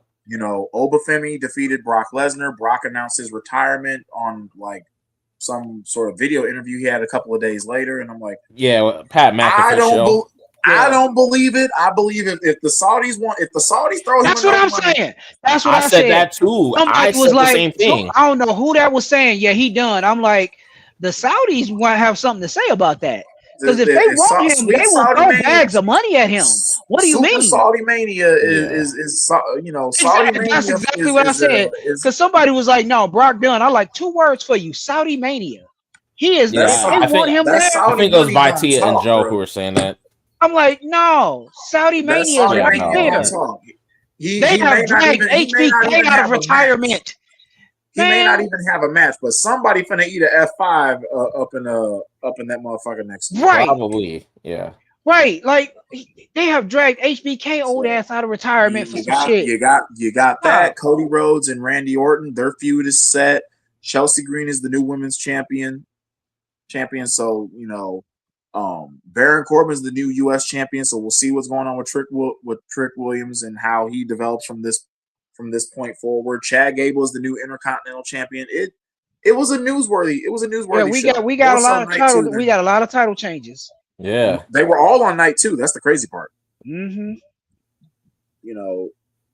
Liv Morgan, and then they kept the momentum going with one of the best Raws of the year because Raw was fucking lit on Monday. Yeah, it was. I can't remember except for the after broadcast edits that Netflix made. Oh yeah. It's crazy how like when Raw came on Netflix in the first episode they had on there, they had Travis Scott firing up a fucking blunt. Right. We finna get edgy television. Now Netflix is censoring blood, and every time something goes wrong on the damn show, they censored Brock's shirt that said "Talk shit, get hit." And I'm like, right. That was already censored in the first place. Is this not the same app that once had the Human Centipede? Yeah, like. Shit don't make no sense. Why y'all being so? Also, it's probably for me to defend Becky Lynch, but it's not like she was lying. Yeah, Becky Lynch cooked Liv Morgan. She cooked her ass on the mic and only had like 2 minutes to do it, and sauteed her ass to Gordon Ramsay standards. Yeah, Stephanie Vaquer is back, and man, look here, we got to do something about Miles Bourne. Her and Jade Cargill. What is this? What did I be telling you? I'm not talking to you. Me and T had this conversation. We've discussed. We gotta take care of Miles. That Miles Bourne. We gotta do something about Miles Bourne. That man got 2 belts in one. That man got 2 belts in one woman. We need to do something about him. We need to do something about him. I don't know when we gotta trip him going up that flight of stairs, but we gotta trip him going up that flight of stairs. That man got 2 belts, 1 woman, only one of his ears work, and like And and when he cracked that joke on dude on Tuesday, talking about I can't hear you, I was like, motherfucker, the nerve of this man. No, you didn't. Just I was ready to fight him then. Bro, he's on fire right now. The man can't be stopped. We need to stop him. But yeah, so we need because I feel like he's gonna be the next person to take that belt off of Tony. SummerSlam's pretty good. Rey Mysterio popped out on Raw. He wants to talk with Roman Reigns. Apparently, they're having some tournament in the winter. They're having some tournament between luchadors and Raw superstars, and the winner gets to challenge Roman for the title in Mexico City. I'm gonna say this once. You probably will never hear me say this again. But I actually liked one of Joe's ideas. He said, "What if LA Knight put on a luchador mask?" Oh yeah. After that promo he cut, I was like, you know what? Yeah, I would do that. I would have him do that. That's why they don't let me write. I would be like, man, look, here, go get call him El Negro. Let me El Negro. L.A. Negro. LC. Well, yeah. LC. L.A. Negro C. I mean, you know what? I legit was kind of thinking that because I'm like, all they gotta do is put LA Knight in a La Parka suit. That's it. That's it right there. WWE love putting a white dude in a mask. Lord knows they do. Man. So it's not too far fetched, but I mean, hope it's Penta. We saw Warren Cena once upon a time. And, stranger things have happened. Yeah. See, I was hoping they did this for both belts because I really want to see Ray Phoenix wear CM Punk's old ass out. I really want to see CM Punk get hired from just watching Phoenix. I just want to see it for 5 minutes. Punk would literally fly circles around Punk. It'd be scary. He would. Literally. That's a point. That's my point, literally. Bro.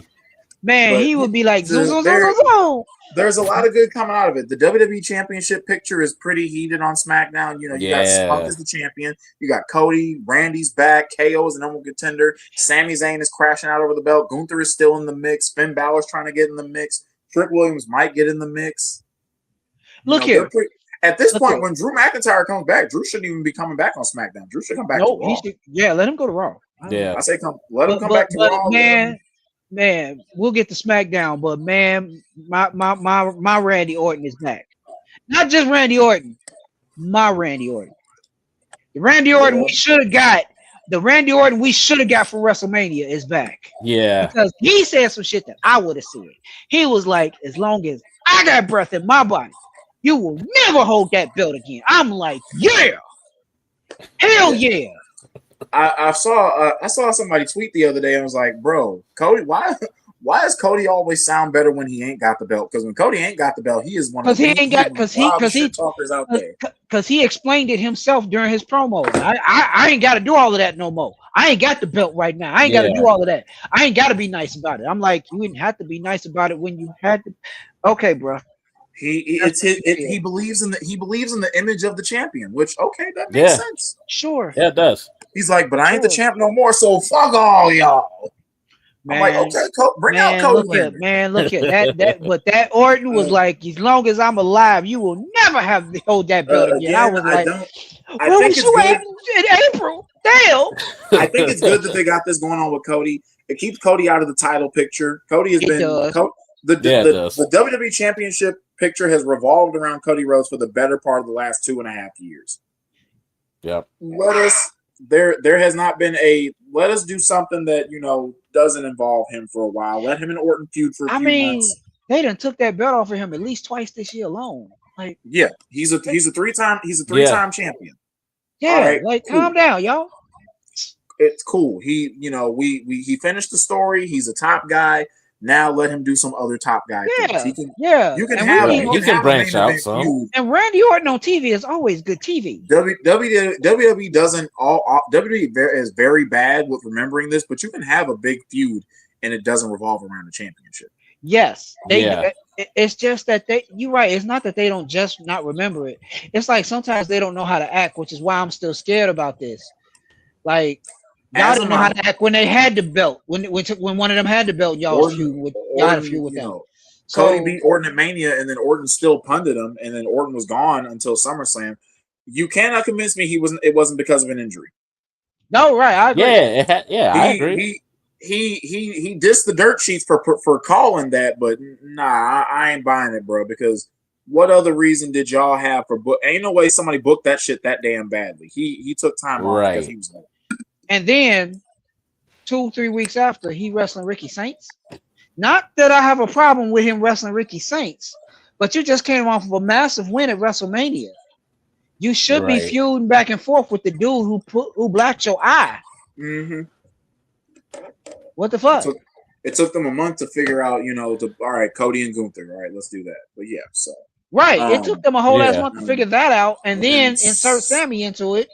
SmackDown, Carmelo Hayes is back. He jumped Baron Corbin backstage. He's getting a shot at the U.S. title. Fatal influence. No. You didn't say that. No. Circle back to that Baron Corbin Carmelo Hayes thing. He didn't just jump him. He whooped his ass. Yeah. He whooped his ass backstage with no words, really. Didn't have to say a damn thing to him until after he was done whooping his ass. Think about that. That's what I've been wanting to see. Melo got snubbed from SummerSlam. It's good to see him back. He got snubbed from WrestleMania again. He got snubbed from SummerSlam again. So yeah, I'm glad he back there whooping somebody's ass. I wouldn't be mad if Melo just shortchanged Corbin's reign and beat him for the title next week. Yes, I was thinking the same thing. I want that. I want that too. I don't think it's gonna happen, but it would be cool if it did. But also, I need one of them to fix that belt. Yeah, it'll happen soon. I will buy them the Clippers. Corbin went 2-0 against Trick Williams, and to be honest, the match they had on SmackDown was better than the match they had at SummerSlam. I agree. I agree. It was. And the key to it was they got fucking time. But look here, I can't be mad at what Corbin did at SummerSlam because we ain't seen Lil Yachty since. I figured when Trick inevitably lost the title, then Lil Yachty would go too. So that I'm works. good with that. I'm so good with that. Like that works. If I give Baron Corbin no props, I will give him that one. Thank you for getting rid of Lil Yachty because we ain't seen him since he bounced off that table. They had Cody was calling out Randy Orton, CM Punk, which led to the CM Punk and Kevin Owens promo. Yeah, transition there. Punk and KO was talking out when KO looked that man in the face and said, "Yeah, Phil's changed." I'm like, oh, he called him the shoot name. You look at did you see the look on Punk's face when Kevin called him Phil? Yeah, I saw that. Okay, all right. And I think that's what made Punk go. That's what made Punk say, "I gave your family tickets." Like I don't think they have a big beef, but it is well documented they did have an issue about 20-something years ago when they were in Ring of Honor.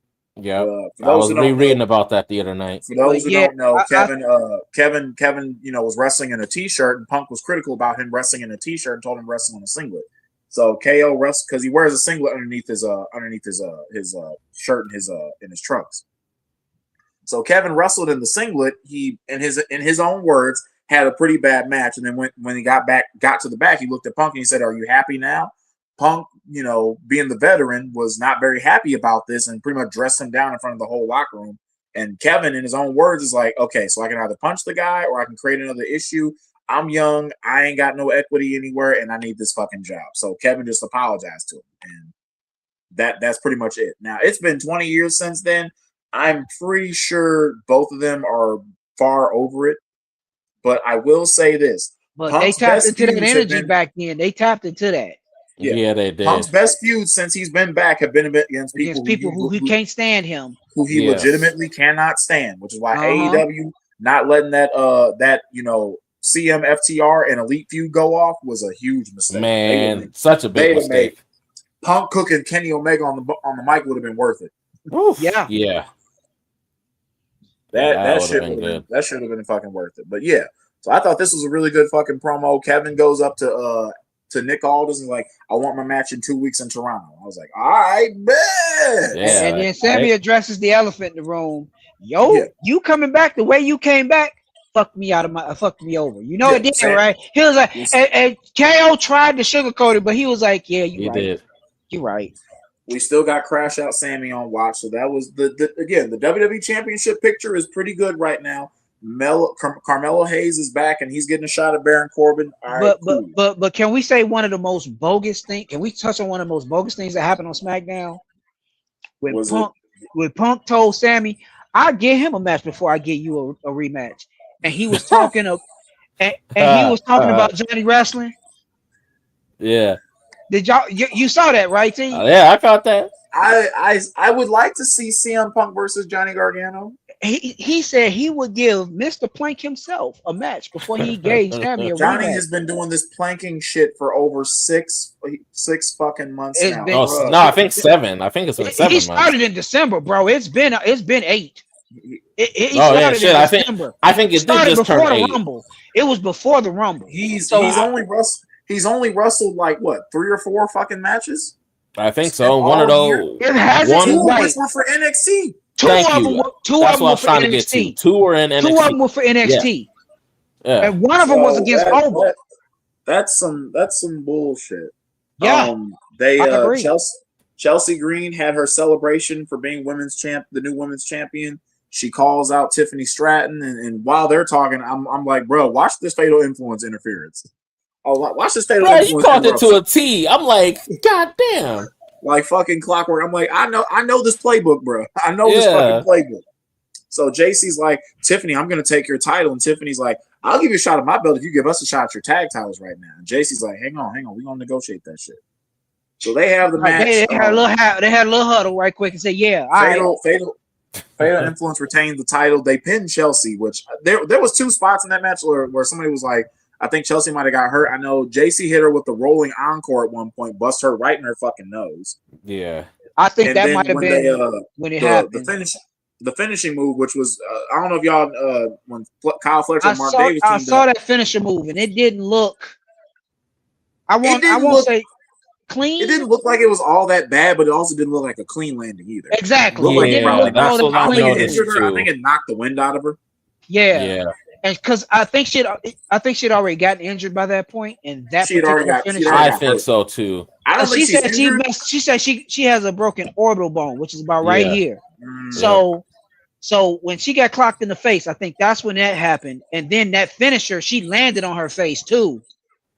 So that didn't help. That didn't help at all. It sucked because like she just got the fucking belt, and then she takes the man. So SmackDown. You telling me that Fatal Influence ain't cursed? They just injured a Bella Twin the weekend before, and then Chelsea gets injured.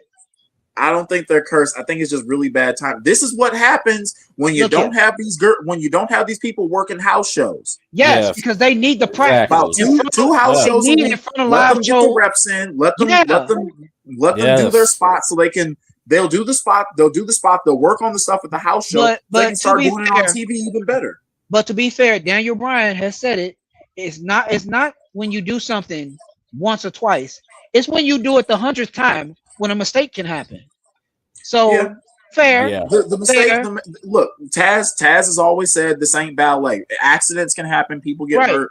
It happens all the time. You know, Adam Cole fucking broke his ankle just jumping 4 feet. It happens. Yep. So you know it's wrestling. I mean, he was trying to be taller. That's his fault. Anyways, it is what it is. But you know, with Rhea Ripley, you know, being gone for a while, they got time for Chelsea to do her thing. So I think what'll happen is I think she might come out in the face mask for a while if she decides to wrestle. Yeah. So I'm assuming they're gonna have JC and Tiffany for the US title. JC's taking that US title from Tiffany. I think they finna make sure Fatal Influence has a belt for each person. You can't tell me they not. I believe so. And at this point, why not? You know, they should. I don't even need at least one successful female faction on SmackDown. But they are doing a better Jade and the baddies. Right. They are doing a better job of being a female faction, and maybe because they've been together longer than Jade and the baddies. I agree with that. Then the main event was Charlotte Flair versus Jade Cargill, and bro, I really want to say this match was good. I want to, but they got time, and it was the main event. And it wasn't. What? It wasn't. There was a lot of miscommunication, sloppy spots. I saw that the finish when Charlotte tried to hit her with the diving natural selection. And Jade did her best to bump for it because she didn't get the timing right on when Charlotte was coming. Like, girl, Charlotte, why would you do it from the top rope? Just do the regular fucking version of the damn move. Right. Yeah. I did like that, you know, Tatum Paxley made her SmackDown debut. Yes. Me too. So that was good. Tatum decision because I need her with Lyra and I need they two crazies to take over. I'm sorry. Well, that Tatum's on SmackDown, Lyra's on Raw, so that shit ain't happening. But to be fair, does a brand split really matter at this point? Barely. Okay. So we might still see what I want. I'm cool with that. I mean, it'll be at the Royal Rumble. I'm glad to see Tatum Paxley get the call up. She was in NXT for about 4 or 5 years. You know, she's former women's champion, former North American champion. She's improved her character work. Her ring work has gotten really good. She deserves this. She deserves her. Hell yeah. And the fact that and don't say I don't give Cher Flair no props. The fact that Charlotte called for her specifically. They said that Charlotte requested her to come up. That speaks volumes. Because Charlotte knows talent and Tatum has talent. Ugh. Allergies. I like Tatum Paxton. I like her a lot. I think. Yeah, me too. So I'm glad she's there. Her hooking up with. Okay, did y'all notice that Lily has grown? I thought it was when Alexa came out. Lily is bigger than she used to be. What the fuck happened? At least they had. She's not supposed to grow.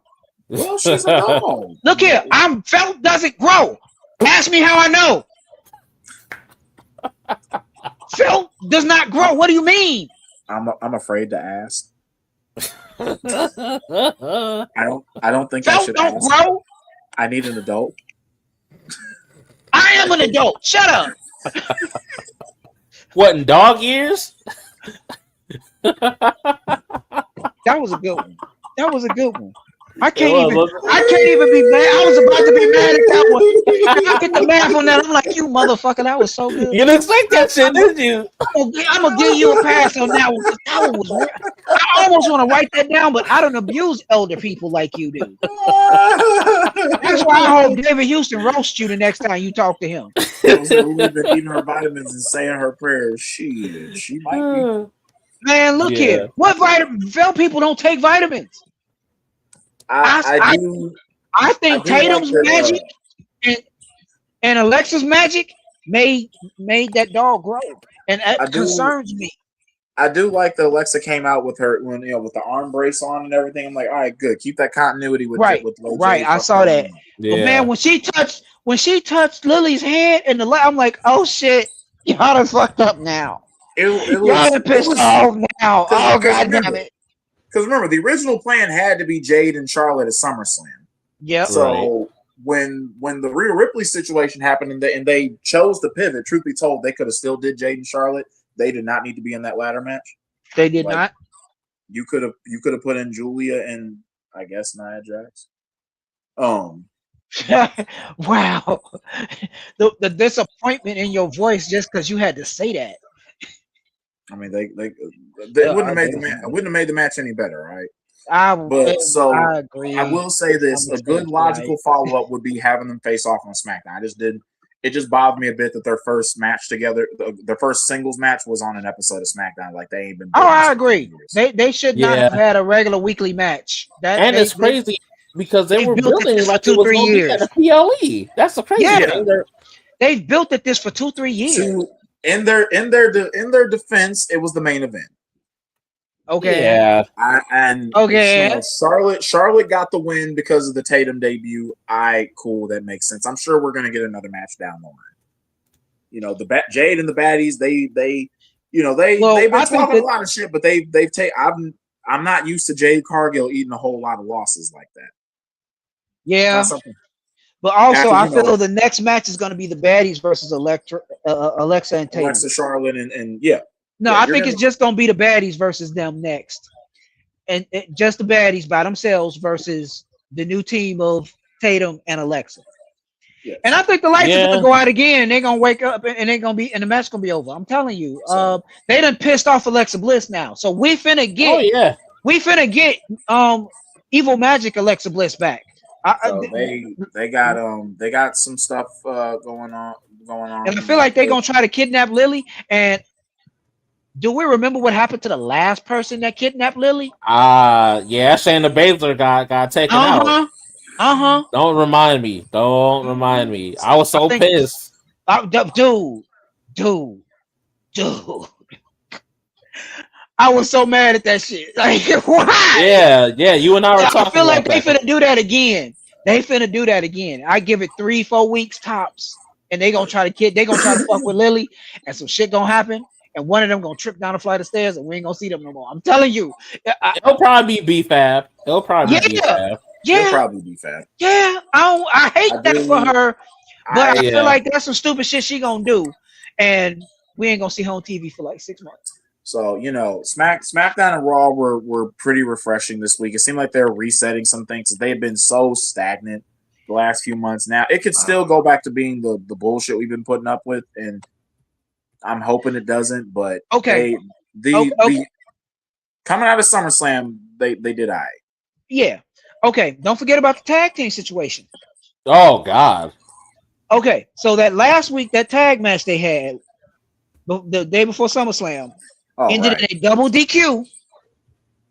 And then the Tongas came out because that's what they call them now. I don't listen to Damian Priest. He called them the MFTs. That's not what they're called anymore. Please. When they came out to beat up everybody else in that match, after the match was over, so they didn't interrupt the damn thing. Haku and his kids came out there, and they were called the Tongas. And I felt like when they cut the promo with Haku earlier in the night, I'm like, well, now y'all got to jump somebody because y'all come out here talking tall shit. Y'all got to jump somebody. I did not think we were going to get a payoff on that so soon. That shit happened less than an hour. Less than an hour later, they was like, that man said payoff. Let's go pay that shit off. Damian and R-Truth have been tag team champions for almost 4 months now. Yep. Damn, it feels longer than that. It feels longer than that because I guess because it's dragging. Now, remember, they fired the MFTs the week after they lost the titles. Yeah. Yep. But here's my thing, and I said this in the chat. R-Truth can't never talk for me ever. that man is finna get Damian Priest's ass whooped. Yeah. Do not, bro. If I'm talking tall with somebody, be quiet. Don't say nothing for me. Don't speak for me. Let me dig my own grave. This man dug 2 graves by himself. Bro, out here straight instigating. And then, man was in their face talking tall shit. I'm like, bro, you don't even reach their beards. Stop it. Cash money shit. Right, Truth. No, like, go somewhere. Truth, stop. And then got them a title shot, got them a title defense match, but didn't have them put the AAA titles on the line. Truth. And he can't personally, talk to me. I'm not that invested in it because, number one, SmackDown's tag division is dead. Number two, the War Raiders are AAA tag team champions. They haven't even been. Before that, they were last seen on Raw. So, what are we really doing here? That's then how again, it's better than what they're doing with the Raw tag titles. I'm finna say, I was just finna go there. So you beat me to it because I'm finna say, at least they doing something with their belts. Yeah. Because they just sticking the belts on the Vision, the wrong members of the Vision, I might add, and just coming out and picking on Alpha Academy. The fuck is that? Right, and mind you, we got a match with Theory and Tozawa on Monday.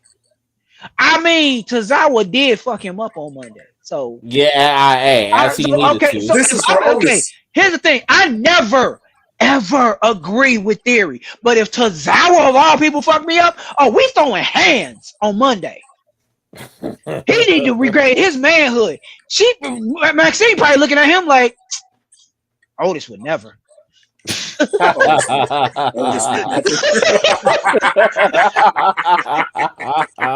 me I'm wrong.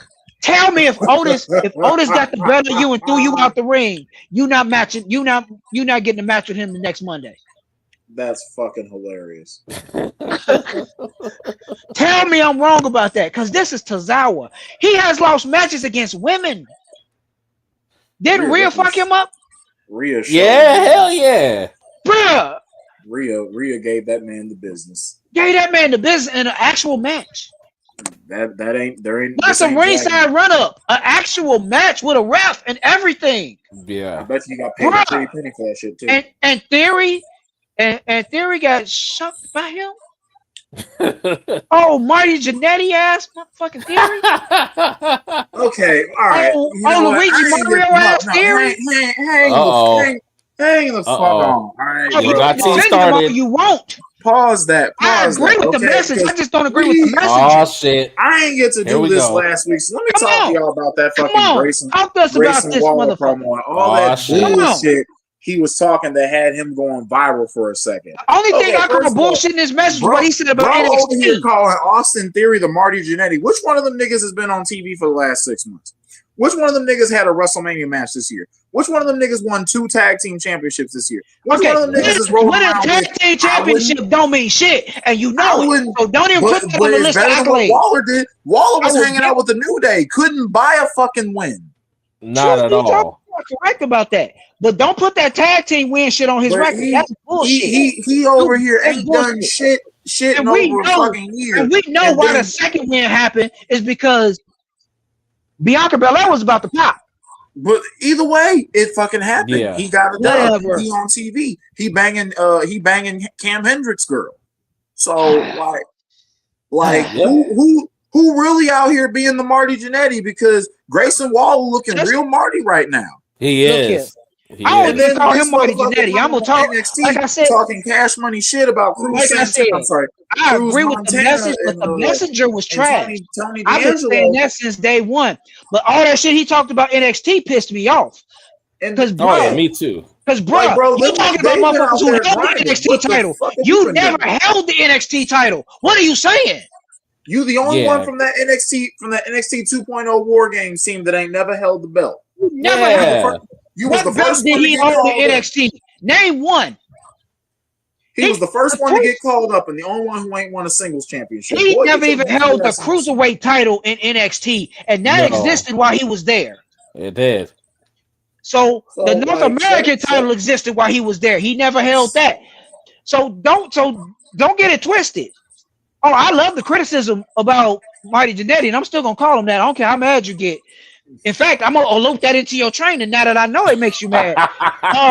But what he said about NXT pissed me off more than anything because I'm like, brother, you are the least successful member of that NXT class that you was in. Yeah, he really. Just because you got called up, don't mean shit. Because you ain't held a belt not none time. Even when you was with, okay, you held a tag belt. But again, I don't count the tag belts as shit. I really don't. Because WWE has shown us what they feel about the tag belts. Oh, absolutely. So what am I supposed to feel about the tag belts? I can want them to get more shine, which I do, but at the same time, if they're not gonna give it to him, then what the fuck? Yeah, and to be fair, that was the only shining moment he had, and it was trash because their defense was trash. He climbed that ladder to get those belts because Austin was laid out. Yeah, that's the only shot. That's the only thing I ever gave him credit for on the main roster. He climbed that ladder and got those belts down, not Austin Theory. But at the same time, what did you do with those belts after you got them? Not jack. Took you 3 months to defend them. Hell, Judgment Day had more defenses than y'all, and that says a lot because they didn't want to defend theirs. They had one type of defense on TV against the Street Profits, and then they lost them to DIY. Right. So they was champion for about 3 months? Yeah, it was 3 months. Yeah. Like, dude, stop playing with me. So to be fair, he can't talk shit, but I love he criticized Austin Theory. But I'm mad because he waited till he got on NXT to talk shit about somebody on Raw. Yeah. But in his defense, he did talk shit about him when he was injured. Right. But it's easy to talk shit. About somebody when they're injured or when they're on another show. You taking easy hits. I like, look, I'm gonna talk shit about you when you come back. I'm gonna talk shit about you when you working on a Sunday. I'm gonna talk shit about you when you at work though. Theory has failed. My problem with the promo is Grayson Waller's talking from a narrative that he cannot relate to. Exactly. Yeah, exactly. Like Theory may have failed up, but he's still being successful right now. Yeah, Grayson Waller has not done shit since he got called. And I feel like if they had kept Heyman with the vision longer, they could have fixed Theory. I think if they'd have put Grayson Waller in the vision, they could have fixed Theory. You could have had them two reunite as a tag team and put Waller in the group. Although but also the day I would have to listen to a Grayson Waller and Logan Paul promo together. But also when Bronson Reed come back, I need him and Bron to jump him out of the group. I need them to just get rid of that fucking group altogether. I mean, that group is cursed. That group is cursed as hell. Is. Don't get it twisted. That everybody in that group has been injured except for Paul Heyman, and that's because he don't wrestle. And technically Maxine, because she just joined, so she ain't just been injured yet. Give it 3 more months. Holler. And somebody gonna be like, yeah, we're gonna have to whoop. Saul Ruka probably gonna whoop her. I just call it what it is. Probably. So now I do want to say the problem with Grayson Waller's promo, the NXT promo, the problem is, to extend upon your point, T, the problem is that not only is it something that he's saying that he can't relate to, it's a promo that has honestly happened way too fucking late. It should have happened, if not right after New Day left, it should have happened like once Theory got injured. Grayson Waller should have been doing before this. They put him with the New Day, like you said. Much sooner. As soon as Theory got injured, that promo should have happened. Yes, so it's like it's you should have been said this shit like 6 or 8 months ago. Yeah, yes, it should have been said. This is a 2025 promo. He cutting in 2026. To be fair, you are absolutely correct, and I've been saying that for a minute. Yeah. Like you should have. What was that shit at when you? What was that shit at last year? Right. Shooting at the gym. Exactly. Like so. Don't get it twisted. I love the criticism about Theory, and I'm always going to criticize Theory until we get the Theory back we had when he was U.S. champ. I'm gonna always criticize Theory. Whatever. In a nutshell, my issue is right message, wrong messenger. That's what I said. Yes. That's what I've been saying since day one. I agree with most of the. I agree with some of the message, but again, that criticism of NXT pissed me all the way off because I'm like, he was not the person that needed to be saying. Like, bro, you shouldn't even be in a title hunt for NXT right now. No. And you talking tall shit like you held the belt before you, bruh. Yeah, he ain't got no business saying that shit. Like Tatum Paxley was more decorated before she got called up. Go sit your ass down. And his most notable feud was with Johnny Gargano down there. Like that was literally his most notable feud down there. And Gargano, even after getting called up, still got his win back at Stand and Deliver. Yeah. Yeah. Which, in my opinion, is Grayson Waller's best match. Hell yeah, I agree with that. Yeah, because he's had nothing memorable on the main roster. Let's call it what it is. Not a goddamn thing. No. He got to wrestle Edge once, and Edge put him over after beating him. He's like, "You swam, kid," and I'm like, "You sure? You've been drowning ever since." I mean, you gave him a straw. You gave him a straw. Does that count? Right. You kept him from drowning. Does that count? You being a life preserver is not swimming. It ain't helping no fucking body. Right. So no, I don't get it twisted. I will always criticize Theory, but that most of the stuff he said in that promo, no, bro, you are not the messenger for this promo. This isn't your promo to cut, bro. Right. Yeah, no. So I got a hard no. This ain't you ain't him. You ain't him.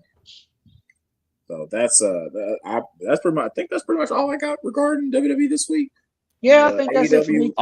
The only thing. Wait. Theory sucks. Okay, continue.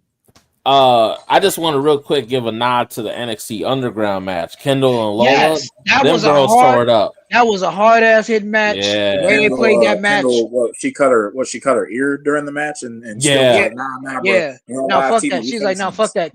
Bandage it up and let's go. I'm like, Kendall is a ride or die. Yeah, I was like, shit. Oh yeah. And then the way Rhea slapped her and was like, no, you can do this. Get your ass up. I'm like, yeah. That's a bestie right there. That's a bestie. I think that was Lola's NXT Swan song, so she about to get called up. That's what I thought too. I figured once you lose at your signature match, it's time to go.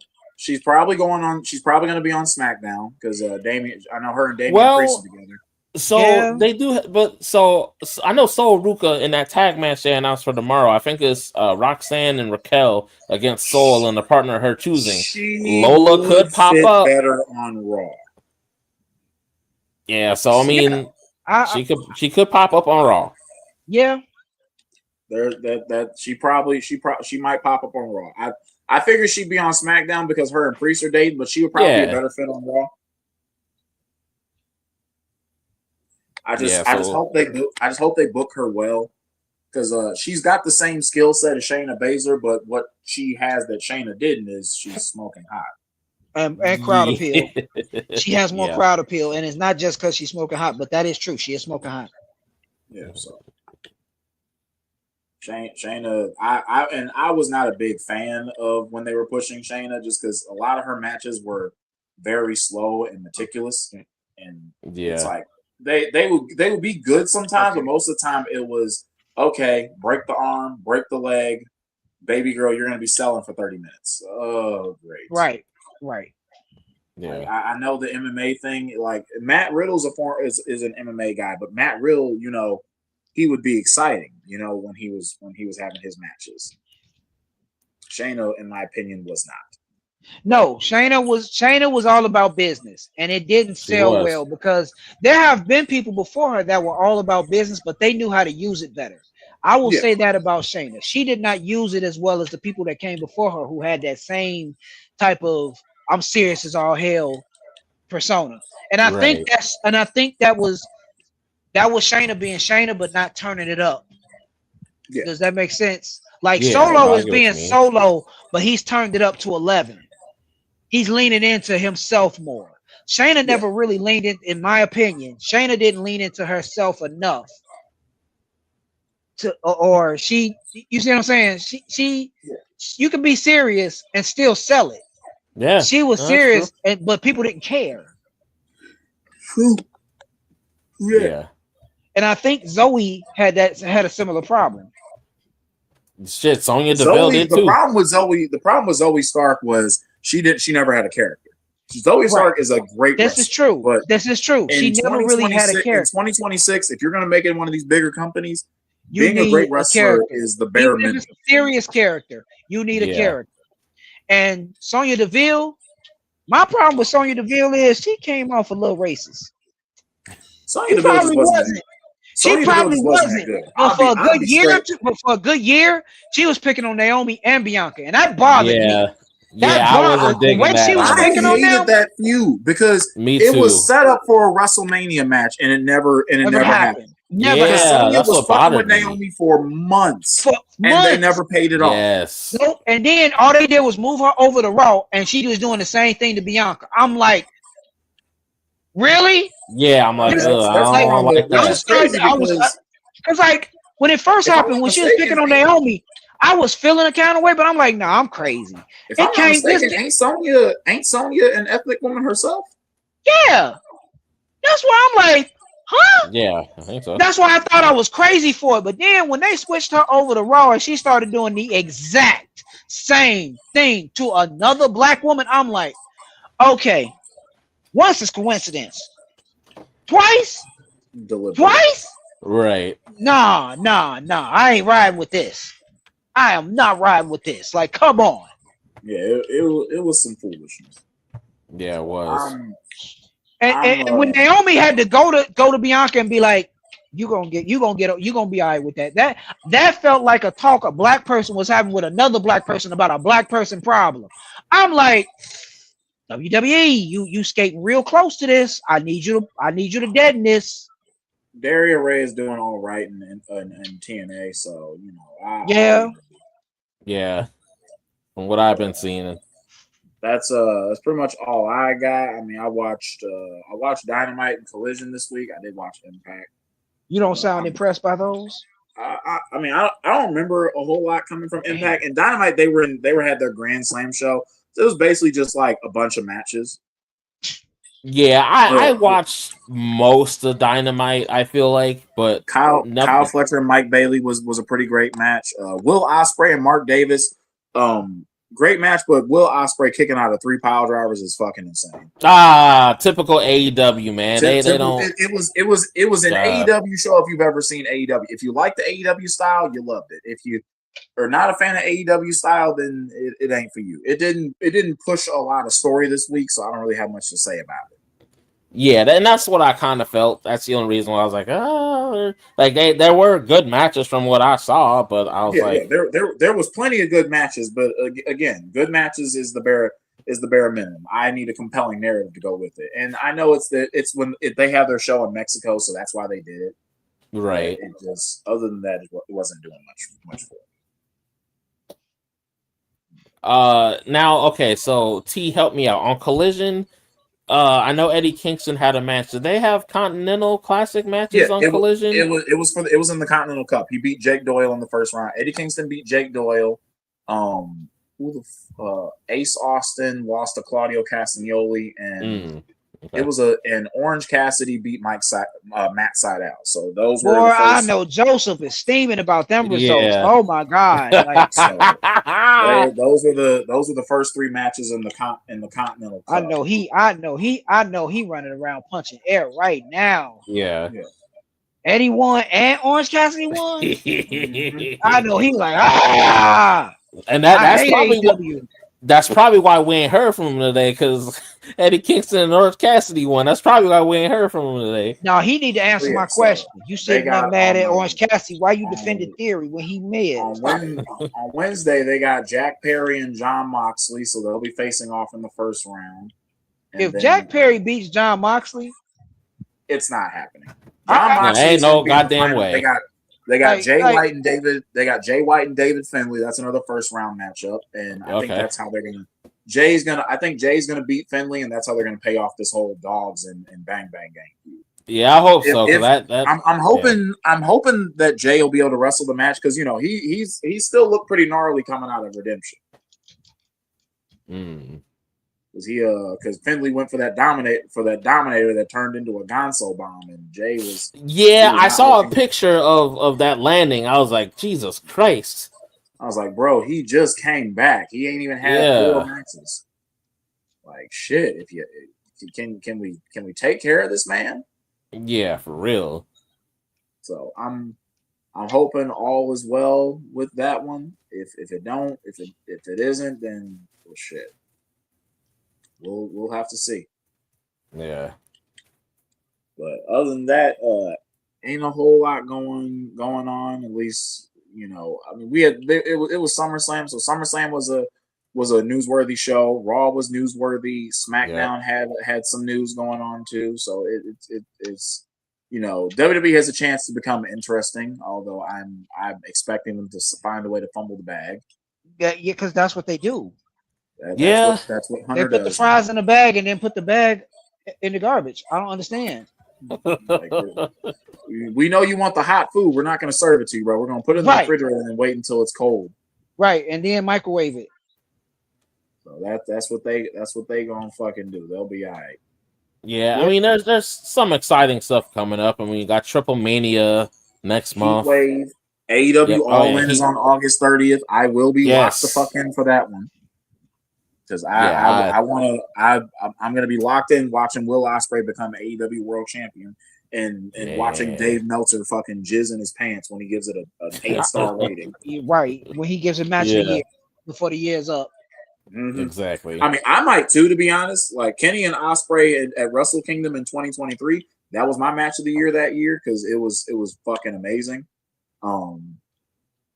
They've had 3 matches 1-on-1, and each one has been incredible. So crazy because it's been in different companies every time. Wow. Okay. Damn. So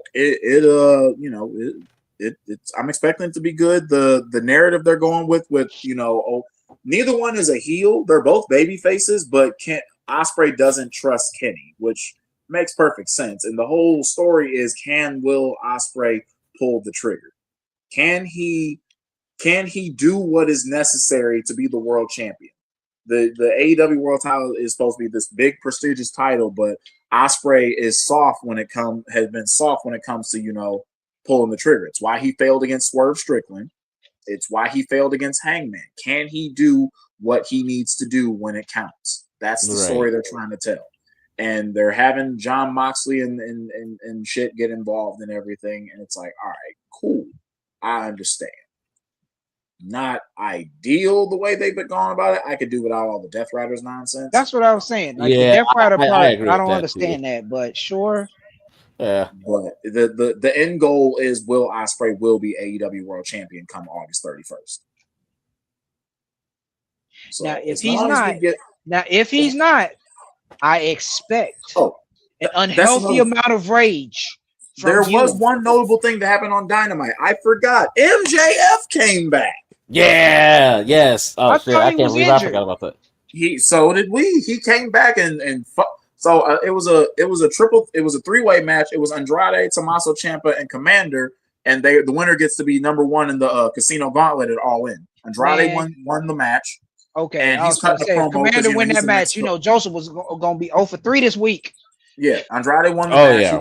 He cut a promo. MJF came back, beat his ass with the Dynamite Diamond ring, and MJF declared that he's going to be in the gauntlet. He's going to win the number 2 spot. He'll be facing Nick Wayne and Speedball Mike Bailey on Dynamite, which I expect him to win. So those two are going to. I'm finna say it's Nick Wayne. Yeah. Yeah. Speedball might give him some go, but as Unc would call him, lips by Nick Wayne, because the boy's lips take up most of his face. Yes, not that gives me every time. Oh my god, not lips by Nick Wayne. Oh my god, it gets me every time. Oh my god, shout out Unc Dave, man. Are they that big? Do they look like Mick Jagger? Max has had beef with Andrade ever since Forbidden Door and everything, because Andrade's been running around with the Dynamite Diamond ring. Well, had been running around with the Dynamite Diamond ring until MJF beat his ass. I thought they were just going to have a singles match at All In for the national championship, but if they're both going to be in the Casino Gauntlet, it's probably going to go the same way that it did when MJF and Mark Briscoe last year. So I'm expecting MJF to win the Casino Gauntlet again and get another title shot, probably against Will Ospreay. Well, probably. I think Ospreay's first challenger coming out of All In is going to be Jon Moxley, and then it'll be MJF. As far as the Continental Cup is concerned, I think the finals are going to go down to Jay White and Jon Moxley, and hopefully Jay White wins it, because I'm just tired of seeing Jon Moxley with a championship. Yeah, because most of his time in AEW, he's had a title. He's had a title. Yeah, I mean. He does not go long without a belt. Yeah. And usually his title reigns are stupid long. The only reason his international title reign ended after like 2.5 weeks is because he got concussed with the match with Phoenix. Yep. Phoenix won that belt, and Mox was like, "Nah, bro, I'm hurt. Go ahead and call this shit." All right, cool. Yeah. So we'll see. I'm looking forward to it. WWE's trying to run both Worlds Collide and Heat Wave on the same day as All In, which that's WWEF. I think that's a lot. That's sure. The week before that, TNA has Lockdown. They've got a couple of matches announced. They got Leon Slater and Cedric Alexander steel cage match for the X Division Championship. But do you see what they said about if Leon Slater loses? Yeah, that's stipulation. Like he's done. He's done in TNA. The question is, where is he going? Now, a lot of people are going to believe that he's going to WWE. I think AEW stands a strong chance of getting a hold of Leon Slater. I think they do too. Yeah. His style would fit better over there, but I also think he'll probably get lost in the shuffle pretty quickly. He'll get a push for a minute, but then he'll get lost in the shuffle eventually.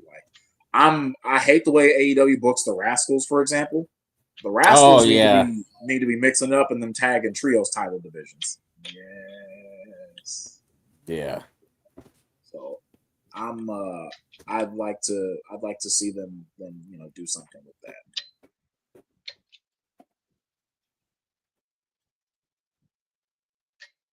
Yeah, I think in Leon Slater's case, I would think it's a natural fit that he might go to WWE. Like, even my wife is like, well, he'd be a good fit in WWE. Like, he's already had matches there. And I'm like, you would think, I've told her, I'm like, you would think so. But sometimes it ends up going the other way where they end up somewhere else. Yeah. Yeah. His style is definitely tailor-made for AEW.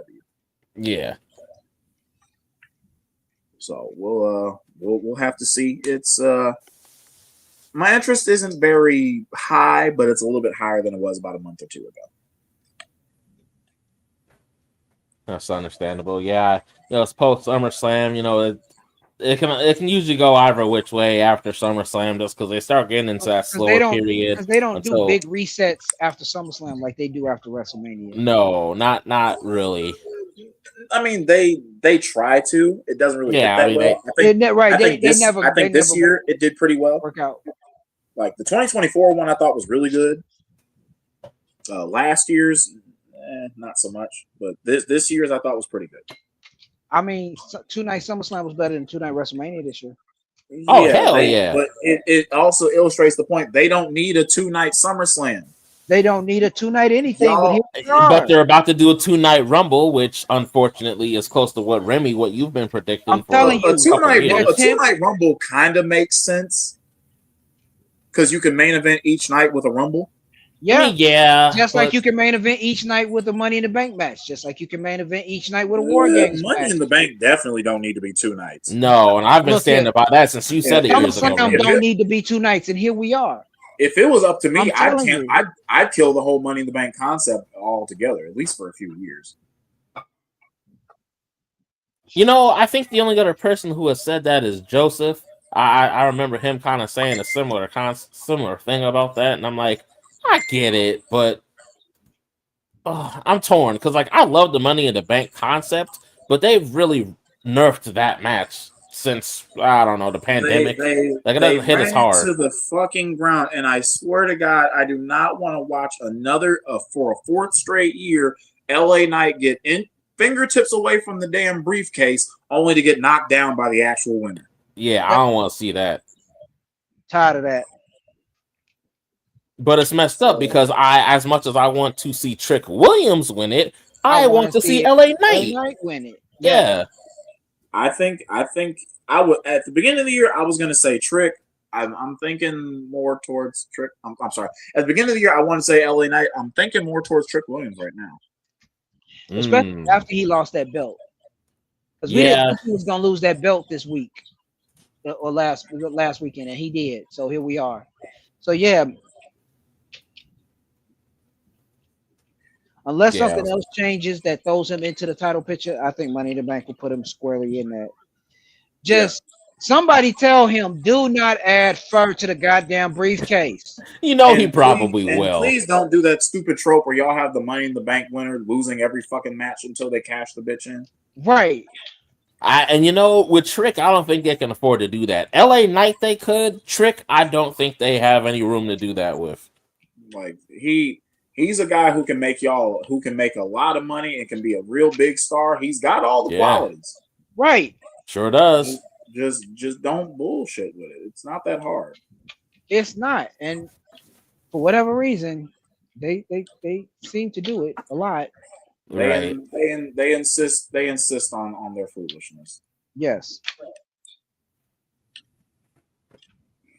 So we'll see. I think that's pretty much all I got. Yeah, that's all I got. Yeah, I mean, SummerSlam Live was a very, very dope experience from a live perspective. I give it an A- personally. So I think that's kind of what I'll end it with. All right. That's the case. BDaMan, go ahead and take us away. Joseph, pay what you owe. Pay what you owe, Joseph. But all right, appreciate y'all tuning in today for episode 18, SummerSlam, all that good jazz. Appreciate y'all tuning in. As always, if you rock with us, hit that like button. Helps us get a little seen in the algorithm and all that. Comment your favorite parts of what we was yapping about. We're a lively bunch. Holla at us. The Bad Boys Podcast fan group is a thing on Facebook. If y'all want to chat some wrestling with us, we're trying to get that moving and grooving a little bit. We're a little bit everywhere. Holla at us. We're on social media. We're here, there, everywhere. But all right, y'all. This is your boy BDaMan with my peeps, bro Unc Remy, my boy Thornton Talks Wrestling. We are out of here, y'all. Peace.